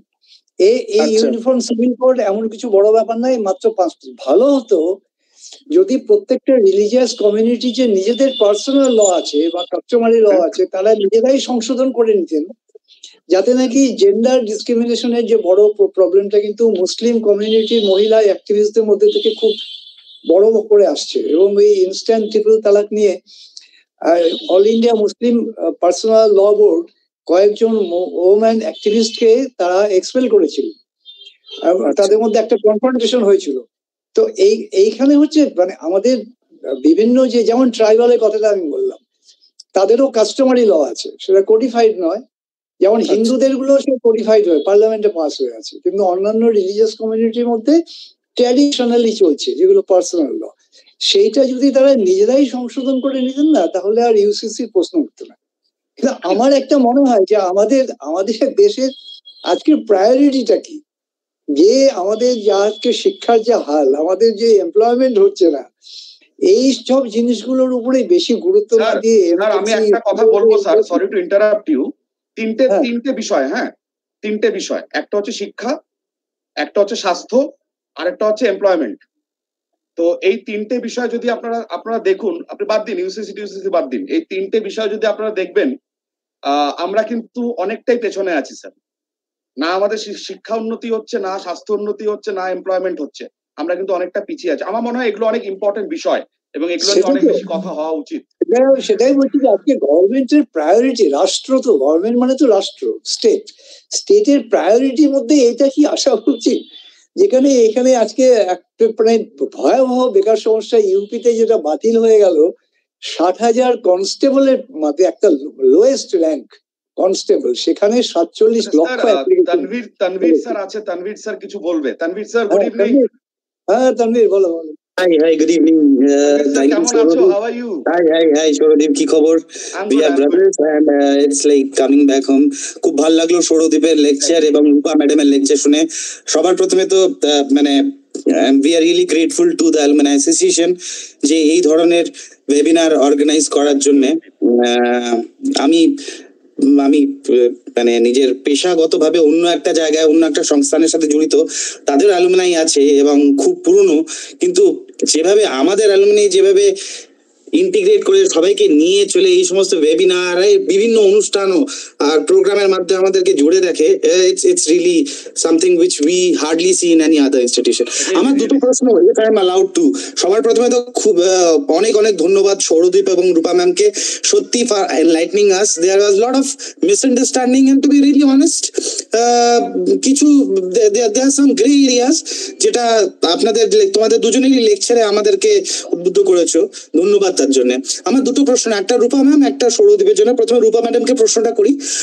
Rupa madam was trying to ma'am, when you were trying to ask about the conceptual clarifications of UCC, you talked about this idea that there are a lot of personal law boards, but there is one uniform criminal penal code that's there. So uniformity is something which is very important. My question to you is, recently we are seeing a trend that there is a over centralization of all policies, programs and approaches of the government, from NEP to one language, one nation, to one nation, one vote, to UCC. So although the motive of UCC is really noble, no disagreement about it. It tries to speak for the voiceless. It tries to uphold the rights of the deprived. No question about it. But my argument is, don't you think that coming up with UCC in near future, there is a centralized tendency what we can see in Indian Federation after coming up with UCC? Because a lot of these things, মানে ওই one nation one language, Indian penal কোডের নামটা বদলে গিয়ে ন্যায় সাহিতা হয়ে যাচ্ছে। একটা পার্টিকুলার ল্যাঙ্গুয়েজকে বলা হচ্ছে this is going to be a national language, একটা পার্টিকুলার ফ্রেমওয়ার্ককে বলা হচ্ছে this is going to be the national framework for all. Uniformity is okay, but do you think that uniformity may lead to centrality? Sir একটা ছোট্ট I am very sorry, একটা ছোট্ট interruption. আমাদের কিন্তু sir, if you go by the constitution, obviously তুমি জানবেই sir, আমাদের কিন্তু already there is a recognised national language, যেটা কিন্তু হিন্দি, যেটা কিন্তু কনস্টিটিউশনে লেখা আছে, Devanagari script. Yes, then we have 22 official languages. আমাদের ন্যাশনাল ল্যাঙ্গুয়েজ নেই, official language. We have official language. We have 22 official languages. And there is a provision in the constitution, আমার আর্টিকেলটা এখন মাথায় আসছে না, যেখানে লেখা আছে হিন্দি দেবনাগরী স্ক্রিপ্ট। আমি বলছি, আমি জানি না আমি ঠিক কি ভুল, কিন্তু আমি যতটুকু মনে আছে যে there is going to be an official language which will be conducted for the business of the legislature and the Indian government, that is Hindi, Devanagari and English.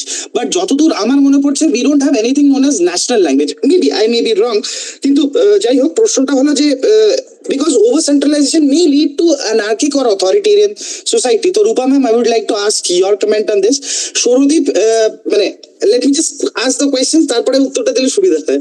আচ্ছা, for Souradeep, 5 times in your presentation you mentioned about that UCC represents the voice of majority. I mean, if majority are happy according to your argument, I mean, I'm quoting you, if it's serving the needs of the majority, then it should be implemented.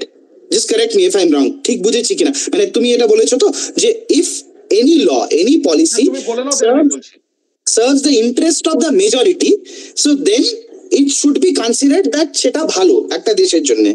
আমি বলতে চাইছি যে তুমি মেজরিটির মানে ডেফিনেশনটা কি ওই Jeremy বেনথামের greatest good of greatest happiness থেকে নিচ্ছ, না তুমি জন রলসের আর্গুমেন্ট থেকে নিচ্ছ যেখানে মানে differential treatment of people based on different disabilities? মানে I'm just getting confused. মানে what is your definition of মেজরিটিরা যদি বা মেজরিটি ওপিনিয়ন বা মেজরিটি ভয়েসেস বা মেজরিটি দিকগুলো যদি এটাকে স্যাটিসফাই করে, তাহলে অফকোর্স ইউসিসিটাকে ইমপ্লিমেন্ট করা দরকার, which is quite fair in a parliamentary form of government. মানে we follow the first past post system, সেটা ঠিক আছে, কিন্তু আমার সেই ক্লারিফিকেশনটা দরকার যে তুমি যখন মেজরিটেরিয়ান কথাটা ইউজ করছো তো কোন অ্যাঙ্গেল থেকে ইউজ করছো। I hope my questions are clear, and thank you once again for giving me a scope to ask question. Thank you our secretary and president and all respected members. হ্যাঁ, সৌরদীপ অনেকবার consensus ওয়ার্ডটা use করেছে, একটা broad consensus, সেটাও use করেছে। আমি উত্তর দাও, তারপরে সৌরদীপ ক্লারিফাই করবে। Yes, sir. Okay, so Tanvi sir, what I have understood from your question, you are trying to question that if we will bring UCC, there will be a more central anarchy will be there. Is this right, sir? No. My argument was we are seeing over the time we are seeing that in the Indian Federation there is a tendency of uniforming all form of policies, be it language, be it education, be it governance, be it legal. So my question is, uniformity is okay, but do you think that we are also in a risk that using this uniform model we might lead to an over centralized anarchic model at some point of time? We have seen in history like Germany and other are examples of it. So my hunch is, what about the background, future? Is there any possibility that we might get down, or do you think our Indian constitution is that strong, that our values and ethics are that strong that we will never go like into the downs of this anarchy? আমার মনে হয় যে তানভীর যদি anarchy ওয়ার্ডটাকে বাদ দিয়ে দেওয়াই ভালো। মানে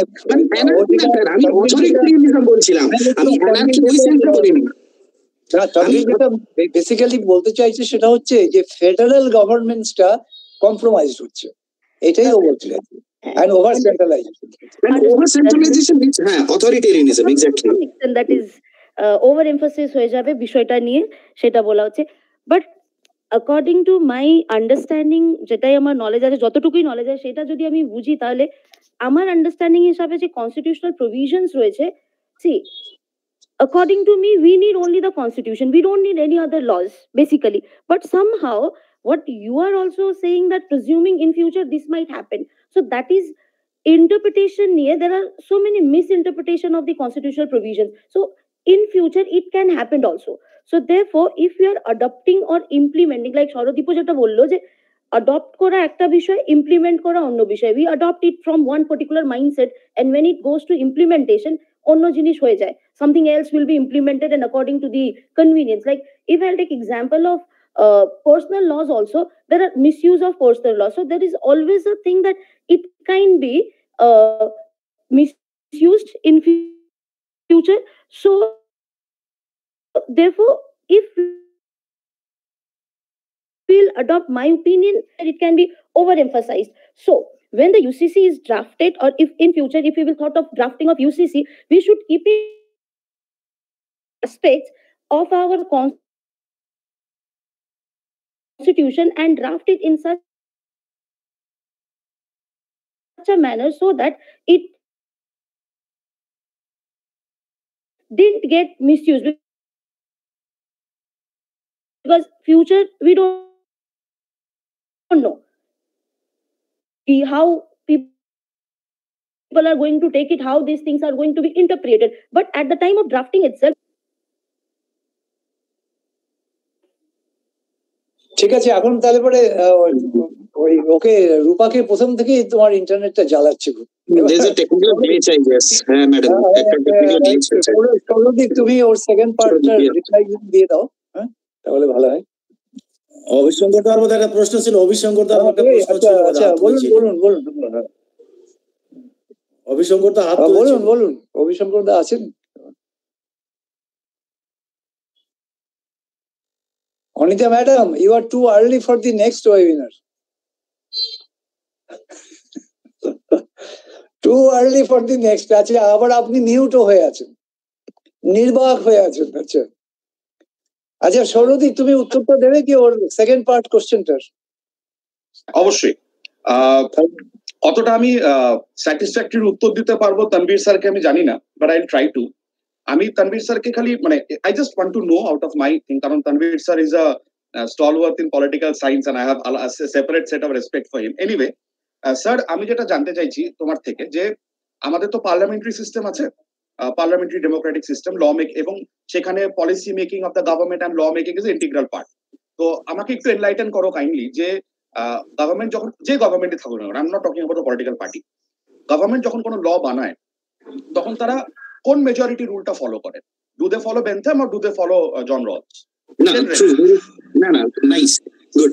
সো যখনই কোনো পলিসি, যখনই কোনো পলিসি বা লিগাল ইন্টারপ্রিটেশন হয়, পলিসি স্টাডিজ তাই বলে যে be keep in mind that at least both angle are balanced. অর্থাৎ আর্টিকেল 14টাও থাকবে আর 25 আর 29টাও থাকবে। 14 বলবে আমাদেরকে যে আমি সবসময় বলি যে যদি 51 মেজরিটি হয় তাহলে কিন্তু 49 মাইনরিটি, আর 49 is a very good number, right? এই জন্য স্যার তুমি হয়তো এটা জানবে, আমাদের আরেকটা সিস্টেমও আছে যেটা হচ্ছে majority law for the majority and protection for the minority. মানে I am talking in terms of number, sir. Minority please to be understood in terms of number only. In that regard আমাদের যখন কোনো ল তৈরি হয়, most of the cases, as far as I know, please subject to correction, I may be wrong, as far as I know, the policy of greater good for greater people is followed, যেটা in greater happiness of the people, যেটা Jeremy বেনথামের concept আছে। সেখানে জন Rawls কে কতটা আনা হয় বা জন Rawls কে কতটা টেবিলে রাখা হয়, I am not very sure about it. এবং এখানে যখন আমি মেজরিটির কথা বলছি স্যার, এখানে কিন্তু একটা খুব বড় ইনগ্রেডিয়েন্ট হচ্ছে কনসেনসাস অফ পাবলিক ওপিনিয়ন, এবং সেটাই কিন্তু যখন কোনো আইন তৈরি করার আগে, সেটা ইউসিসি হোক বা যে কোনো আইন হোক, সেটা কিন্তু it is laid on the table for that debate. যেই কারণে ফার্মার্স বিল অ্যাক্ট হওয়ার পরেও কিন্তু parliament had to take it back because the people of the country didn't like it. কিন্তু স্যার এই পিপল অফ দ্য কান্ট্রি কিন্তু পার্লামেন্টে represent করছে, এবং তারাই কিন্তু আইনটাকে পাস করেছিলেন লোকসভা এন্ড রাজ্যসভা। কিন্তু আইনটা হওয়ার পরেও কিন্তু government was force to take it back, এবং আমরা সবাই জানি এখন দিল্লিতে, হরিয়ানাতে কি হচ্ছে। তো আমার কথা হচ্ছে, my only point of view is, আমাদেরকে এটাকে বিশ্লেষণ করতে হবে যে ইউসিসিটা যদি হয় তার কি কি ভালো দিক আছে, আর ইউসিসিটা যদি না হয় তার কি কি ভালো দিক আছে। মানে what I'm trying to say is pros and cons in both the sides. UCC হলে পরে তার কি কি প্রোজ এন্ড কনস আছে, ইউসিসি না হলে তার কি প্রোজ এন্ড কনস আছে, এবং সেই প্রোজ এন্ড কনসটা কোনটা হলে পরে it will satisfy the greater harmony or greater need of the people, what will satisfy the greater happiness quotient of the people. I think that's how the government processes with the lawmaking in our country, as far as I know, sir. So আমার মনে হয় the same process will be followed. অন্য আইন বানানোর সময় যেই process government follow করে, এটা যখন ডিসকাস হয় বা হবে, সেটার জন্য গভর্নমেন্ট সেই প্রসেসই ফলো করবে। তারপরে সেটা পাস হবে না রিজেক্ট হবে, সেটা তো স্যার কমন পিপলের হাতে, বা rather than we need to say সেটা এমপি বা এমএলএ দের হাতে। আমি জানি না এমপি বা এমএলএ মানে প্র্যাকটিক্যালি কতটা আমাদেরকে রিপ্রেজেন্ট করে in the parliament or the assembly, but it is in there. আর কোনো কোশ্চেন আছে কি? আর কোনো কোশ্চেন আছে কি? অভিশঙ্কর মহলনবিশ কি আছেন? বোধহয় উনি নেই, আমি যেমন চলে গেলে না। ঠিক আছে, আর কারো কোনো কোশ্চেন আছে কি?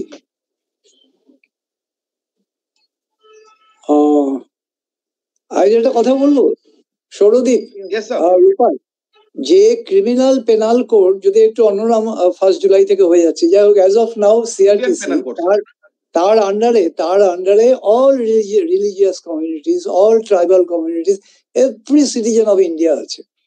তাহলে যদি আমরা ইউসিসি নাও করি, কিন্তু যদি কোনো ক্রিমিনালি অ্যাডভার্স বিহেভিয়ার হয় উইদিন আ রিলিজিয়াস গ্রুপ, তাহলে কিন্তু সিআরপিসির আন্ডারে তাকে ট্রায়াল করা যাচ্ছে। এবং এইভাবেই সুপ্রিম কোর্টে কেসগুলো শাহবানুর মামলাও গেছিল। তাহলে এখানে একটা ছোট্ট পয়েন্ট অফ ইন্টারপ্রিটেশন হচ্ছে, এই যে আপনি কথাটা ইউজ করলেন ক্রিমিনাল অ্যাডভার্সিটিস, এই ক্রিমিনাল অ্যাডভার্সিটিস কথাটা কিন্তু it is subject to interpretation. কোনটা ক্রিমিনাল অ্যাডভার্সিটি আর কোনটা ক্রিমিনাল অ্যাডভার্সিটি নয়, তুমি শাহবানুর মামলাটাই ধরো।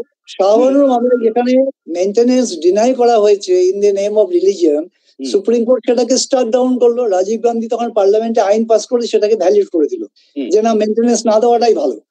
সেটা আলাদা কথা, পলিটিক্যালি একটা ডিসিশন হয়েছিল। আচ্ছা, কিন্তু আমি বলছি যে অ্যাডভার্স বলতে আমি এটাই বুঝছি যে কোনো ক্রিমিনাল নেগলেক্ট যদি হয় in the matter of gender injustice, gender atrocity, gender indiscrimination, বা ধরো তার যদি আমি প্রপার্টি সাকসেশনের দিক থেকেও বলি, যদি কোনো ক্রিমিনালিটি ইনভলভড হয়, তাহলে কিন্তু ইভেন উইদাউট ইউসিসি সেটার একটা জাস্টিস দেওয়ার একটা উইন্ডো আছে আন্ডার সিআরপিসি অ্যান্ড আইপিসি। তাহলে সেটা আমি বলছি যে ইউসিসির আর্জেন্সিটা কি, এত আর্জেন্সি কিছু আছে বলে কি মনে হচ্ছে, সেটাই আর কি। স্যার আমার ওই স্লাইডটাতে রিসেন্ট ডেভেলপমেন্টস একটা পয়েন্ট ছিল, political ideologies. If you can look into that point as well, এই যে আর্জেন্সিটা কেন, তার পেছনে অনেক ফ্যাক্টরস আছে sir. Also, I guess, sorry to interrupt. Also, I guess there is something, sir. আপনি যেটা বললেন খুব সুন্দরভাবে তাপস বাবু বললেন। আমি এটাও বিশ্বাস করি যে যে কোনো পলিসির, যেটা সৌরদীপ বলছিল, যে কোনো পলিসি বা যে কোনো আইন, so there are two phases of it. One is intention and another is motive. Yes, absolutely. Intent আর মোটিভটা মানে they are always dodging each other, আর সেটা খুবই কন্ট্রাডিক্টরি একটা পজিশন। বাট মানে while a law is made, খাস করে ওয়েলফেয়ার স্টেট যেখানে ইন্ডিয়ার মতো, unfortunately there are very few cases where we see the intent and motives comes at the same place. Yes, usually we always see that they are both very different going apart. Yeah, এই জন্যই most of the laws after they are passed, their constitutional validity is challenged in the court. Exactly, an amendment তাই জন্যই দিয়েছে। তাহলে আমি আমাদের vice president doctor Malay করঞ্জাইকে অনুরোধ করব যে ভোট অফ থ্যাঙ্কস এবং ওনার নিজের এই অ্যাসেসমেন্ট একটা রাখুন, রেখে একটা ভোট অফ থ্যাঙ্কস দিয়ে এই অনুষ্ঠানকে আমরা কনক্লুড করব। আচ্ছা, আমি শেষে আসলেও একটা প্রশ্ন করতে চাই। হ্যাঁ, বলুন। একটাই প্রশ্ন, সেটা হচ্ছে জওহরলাল নেহেরু তো uniform civil code for the Hindu code সেটা করে গিয়েছিলেন, এবং যখন উনি করেছিলেন তখন ওনাকে রাজেন্দ্র প্রসাদ থেকে শুরু করে আর অনেক কংগ্রেসের সব বড় বড় লিডাররা যারা তখনকার দিনে রক্ষণশীল ছিলেন, তারা ভীষণভাবে তার বিরুদ্ধে ছিলেন। ইভেন রাজেন্দ্র প্রসাদ বলেছিলেন আমি সইও করব না। তারপরে জওহরলাল নেহেরু ওটা ভেঙে ভেঙে 4টে ভাগ করে তারপর সেটাকে পাস করেছিলেন। এবার জওহরলাল নেহেরু মুসলিম যে উইমেন মানে জন্য ভেবে কোন ইউনিফর্ম সিভিল কোড, সেটাও তো ইউনিফর্ম সিভিল কোড করলেন না বা করতে পারলেন না। সেই জায়গাতে যারা তখনকার সময় প্রোগ্রেসিভ ছিল, যারা মনে করে আমরা প্রোগ্রেসিভ, তাদের ভূমিকা কি ছিল এই নিয়ে কি কিছু বলা যাবে? মানে এটার মধ্যে ঠিক ডাইরেক্টলি না, তবু আমি বলছি কেন আমাদের সেমিনারের মধ্যে ঠিক ওটা আসে না। আমাদের অ্যাকচুয়ালি ইউসিসি তার ফোকাসড, আজকে ওইটাও ইউসিসি ছিল, যে একটা ইউসিসি হয়েছিল যেখানে এত বড় একটা জনসংখ্যার এত বড় নারী গোষ্ঠী সেখানে বেনিফিটেড হতে পারত, তার সেটা তখন মনে হলো না কেন? তো সেখানে কি ইন্টেন্ট এন্ড মোটিভ কাজ করেনি? ওটা নিয়ে আজকে আমরা আরেকটা ওয়েবিনার করব। আজকে আমাদেরটা হচ্ছে যে ল কমিশন অফ ইন্ডিয়া যে ইউসিসি তে ড্রাফট করেছে, আমাদের টপিকটাই হচ্ছে debating the uniform civil code. Uniform civil code এটার জন্যই, কিন্তু ইন্টেন্ট এন্ড মোটিভ নিয়ে যেহেতু কথা হলো, সেহেতু আমি এই কথাটা বলছি যে মোটিভ আর ইন্টেন্ট সবসময়ই ছিল, মানে ছিল না এটা বলা যাবে না। এইটুকু আমার বলার আর কি। তাহলে এবার ডক্টর মলয় করঞ্জাই একটু বলুন। Thank you Tapas Babu for giving me the chance. I was just listening. আমি বলতে হবে ভাবিনি, but still I enjoyed the whole program of webinar here.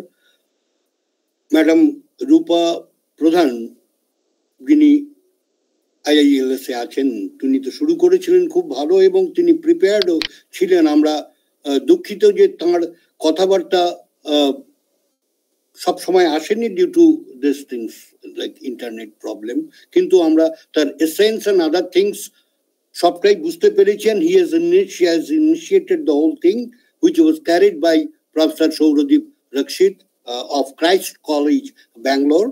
I think তিনিও খুব সুন্দরভাবে এক্সপ্লেইন করেছেন।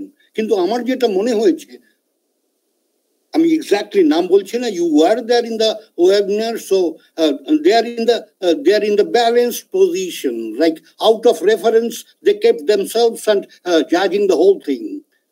তারা প্রত্যেকেই একাডেমিশিয়ান, সো একাডেমিক লাইনে যেমন সৌরদীপ বলেছেন যে আমরা শব্দ চয়নে ক্লাসে and elsewhere also when we are talking I keep ourselves in a closed shell like these things. তো আমরা এখনো নিজেদেরকে ঠিক এক্সপ্রেস করতে বা বাইরে বেরোনোর মতো সাহসিকতাই অর্জন করতে পারিনি।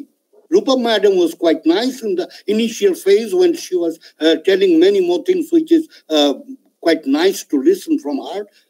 তো পুরো ব্যাপারটার মধ্যে এটাই এসছে যে এটা হবে কি হবে না, হ্যাঁ কি না, সবাই সেটাকে বলছেন এবং সুপ্রিম কোর্টের জাজমেন্ট যা আমরা শুনলাম সেটা অনেকটাই এগুলোকে সাপোর্ট করে হচ্ছে। এবং আমরা যতটুকু যে জানি, বেশিরভাগ লোকই আজ পার সৌরদীপ দীক্ষিত যে এটা সম্বন্ধে খায় না, মাথায় দেয়, কেউ জানে না। ইউজুয়ালি সিভিল কোডের এই সমস্ত ব্যাপার স্যাপার নিয়ে মানুষ অত বেশি মাথা ঘামায় না। যখন পলিটিক্যাল পার্টিস এগুলোকে সারফেসে নিয়ে এসে নিজেদের মধ্যে টানাটানি করে টিভিতে বসে বসে লোকে কচলায়, তখন আমরা কিছু কিছু ব্যাপার স্যাপার জানতে পারি। কিন্তু আমার অভিজ্ঞতা থেকে আমার এখানে বসে মনে হয়েছিল, I want to share that thing with you. আমি অলমোস্ট 5 বার এবার নিয়ে গোয়া গেছি। গোয়া আমি দেখেছি, ঘুরেছি। গোয়াতে তো আমাদের এখানকারও দু একজন বাড়ি ফাড়ি কিনে আছেন। রিসেন্টলি ধৃতিমান চট্টোপাধ্যায়ও গোয়াতে তার বউকে নিয়ে সেটেল করেছে। Goa is a beautiful place. আপনি গোয়াতে every alternate shop is a of shop, ওখানকার লোকাল প্রোডাক্টস রয়েছে ইত্যাদি, কিন্তু কাউকে মাতলামো করতে দেখবেন না। আমি আজকে থেকে 15 বছর আগে গোয়ার তটে একটা সময় হাফ প্যান্ট পরে মেয়েরা, ইঞ্জিনিয়ারিং কলেজ অ্যান্ড মেডিকেল কলেজের মেয়েরা, তারা কাফেটেরিয়াতে ঘোরাফেরা করতে দেখেছি। ফেনি বলে, ফেনি ওদের লোকাল প্রোডাক্টটা নাম হলো ফেনি। ঠিক এক্স্যাক্টলি আপনি জানেন।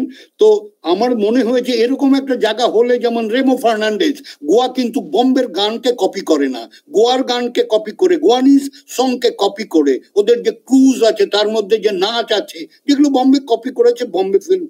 আমি বলতে চাইছি যে এগুলো এরকম আমাদের কেন এখনো ওইখানেই পড়ে থাকতে হবে যেখানে ছিল আমাদের 70 বছর আগের আমাদের সোসাইটি ইত্যাদি ইত্যাদি। আমরা বড় বড় কথাবার্তা বলি, নিজেদের জীবনে কতটা সেটা পালন করি কি করি না সেটা ব্যক্তি বিশেষের উপর নির্ভর করে। আমাদের সোসাইটি আমাদের কিছু সাংস্কৃতিক শিক্ষা দেয় এবং আমরা আমাদের আশেপাশে কিন্তু সেটাকেই ক্যারি করে চলি। খুব ভালো লাগলো এই আজকের এই ওয়েবিনারে, এটা আমাদের এনরিচ করেছে। Thank you both the speakers. আমি আর বেশি কথা এখানে বলতে চাইছি না। Rupa madam who is teaching for last 14 years, I think 10 to 14 years, or Sauradeep Rakshit also is a nice speaker, delivering beautifully, good orator. We enjoyed your these versions and interpretation of the subject itself. You are right now in Bangalore, সেটা দেখেই বোঝা যাচ্ছে। গেঞ্জি পরে ওখানে বসে থাকা হয়েছে, where we are using sweaters. Sir এখানে সারা বছর একই রকম ওয়েদার থাকে। এরকম ওয়েদার আমি গেছি, আমি রিসেন্টলি গোয়া হয়ে ব্যাঙ্গালোর হয়ে আমার এখানে স্যার সারা বছর কি শীত কি গ্রীষ্ম কি বর্ষা, 6:30 সন্ধ্যা হয়, 6:30 ভোর হয়। নাতিশীতোষ্ণ ওয়েদার, নাতিশীতোষ্ণ ওয়েদার আছে। ভালো লাগলো। এরকম তো ওয়েবিনার আমরা করি এবং অনেকের অনেক প্রশ্ন থাকে, আরো একটু বড় হলেও হয়তো ভালো হতো, কিন্তু টাইম লিমিটেশনস আমাদের রয়েছে। Thank you both the speakers and our President Dr. Tapas Chatterjee, as well as Secretary Fazlur Rahman and all other dignitaries who are there in the webinar. শেষ পর্যন্ত আমরা মোটামুটি 20-25 জনকে পেয়ে যাই যারা সিরিয়াসলি ব্যাপারটা শুনে। আমি যা শোনার জন্যই এখানে এন্ট্রি নিয়েছিলাম, কারণ আমারও অনেক কিছু শোনার জানার দরকার আছে কোন পথে কি যাচ্ছে। And many more this slides like presented by you, যেটা আপনি শেয়ার করেছেন সেটা আমি পড়ে দেখার চেষ্টা করছিলাম। Many more good things are written over there. So let's hope for the best in future. আমাদের সোসাইটি একটা ঠিকঠাক জায়গার দিকে যাক, যাতে আমরা সবাইকে নিয়ে ভালোবেসে আমাদের বাকি সময়গুলো জীবনটা কাটাতে পারি। Thank you all for thank you so much for inviting. Tapas স্যারকে অনেক অনেক ধন্যবাদ এরকম একটা টপিকে কথা বলতে বলার জন্য, এবং এই যে অল্প একটু দুঃসাহস দেখিয়েছি, জানি না কতটা ঠিক কতটা ভুল, বাট এই দুঃসাহস দেখানোর অপরচুনিটিটা দেওয়ার জন্য অনেক অনেক ধন্যবাদ। এবং আমার মনে হয় যে আজকালকার সময় এই দুঃসাহসটা আমাদের অনেকেরই দেখানো উচিত, তাহলে হয়তো আমরা ডেভেলপ করব। ওই বাড়িতে বসে থেকে আর শুধু টাকা রোজগার করে ডেভেলপমেন্ট হবে না। So that is something to work upon. Thank you so much everybody, এবং সবাই আমার থেকে অনেক সিনিয়র, অনেক অনেক ধন্যবাদ, এবং আশা আগামী দিনে অন্য কোনো ওয়েবিনারে যদি সুযোগ পাই। ব্যাঙ্গালোর ক্রিশ্চিয়ান কলেজে পড়ায় ম্যাম, আমি প্রাইস ইউনিভার্সিটিতে আছি, price university Bangalore. And Rupa madam too, তার she is there too. Yes madam, your deliberation was nice, but your this technical glitch was disturbing. Yes, I'm extremely sorry sir for the version. ওটা একটু problem করছিল। I'm extremely sorry for the technical problem. ঠিক আছে, তাহলে vote of thanks এর পরে আর কোনো কথা বলা উচিত নয়। Thank you sir, vote of thanks. হ্যাঁ, তো আমি তাও বলছি যে আমাদের সামনে 17 মার্চ আমাদের অ্যানুয়াল জেনারেল মিটিং হচ্ছে আমাদের বিলাভেড অ্যাসোসিয়েশনের। আমরা এটা হচ্ছে আমাদের 21তম 21st AGM। তো এটাতে সবাই যাতে আপনারা আসেন, এবং যারা আজকে আসেননি তাদের আপনাদের যারা কন্ট্যাক্টে আছে তাদের কাছে এই রিকোয়েস্টটা করবেন, both at a personal level and at a community level, যাতে AGM-টা ম্যাক্সিমাম অ্যাটেন্ডেন্স হয়। এবং আমরা ওই দিন একটু not only AGM, that is also a reunion. তো আমরা সারাদিন আমরা একসঙ্গে খাওয়া দাওয়া করি, একটু আনন্দে কাটাই। সেই কথাটা সবাইকে আবার স্মরণ করিয়ে দিচ্ছি। কালকেই হয়তো আমরা ফর্মালি একটা নোটিশ সবাইকে ইমেল করে পাঠিয়ে দেব। সবাইকে নমস্কার, ধন্যবাদ, থ্যাংক ইউ এবং শুভরাত্রি। সবাই ভালো থাকুন। Thank you.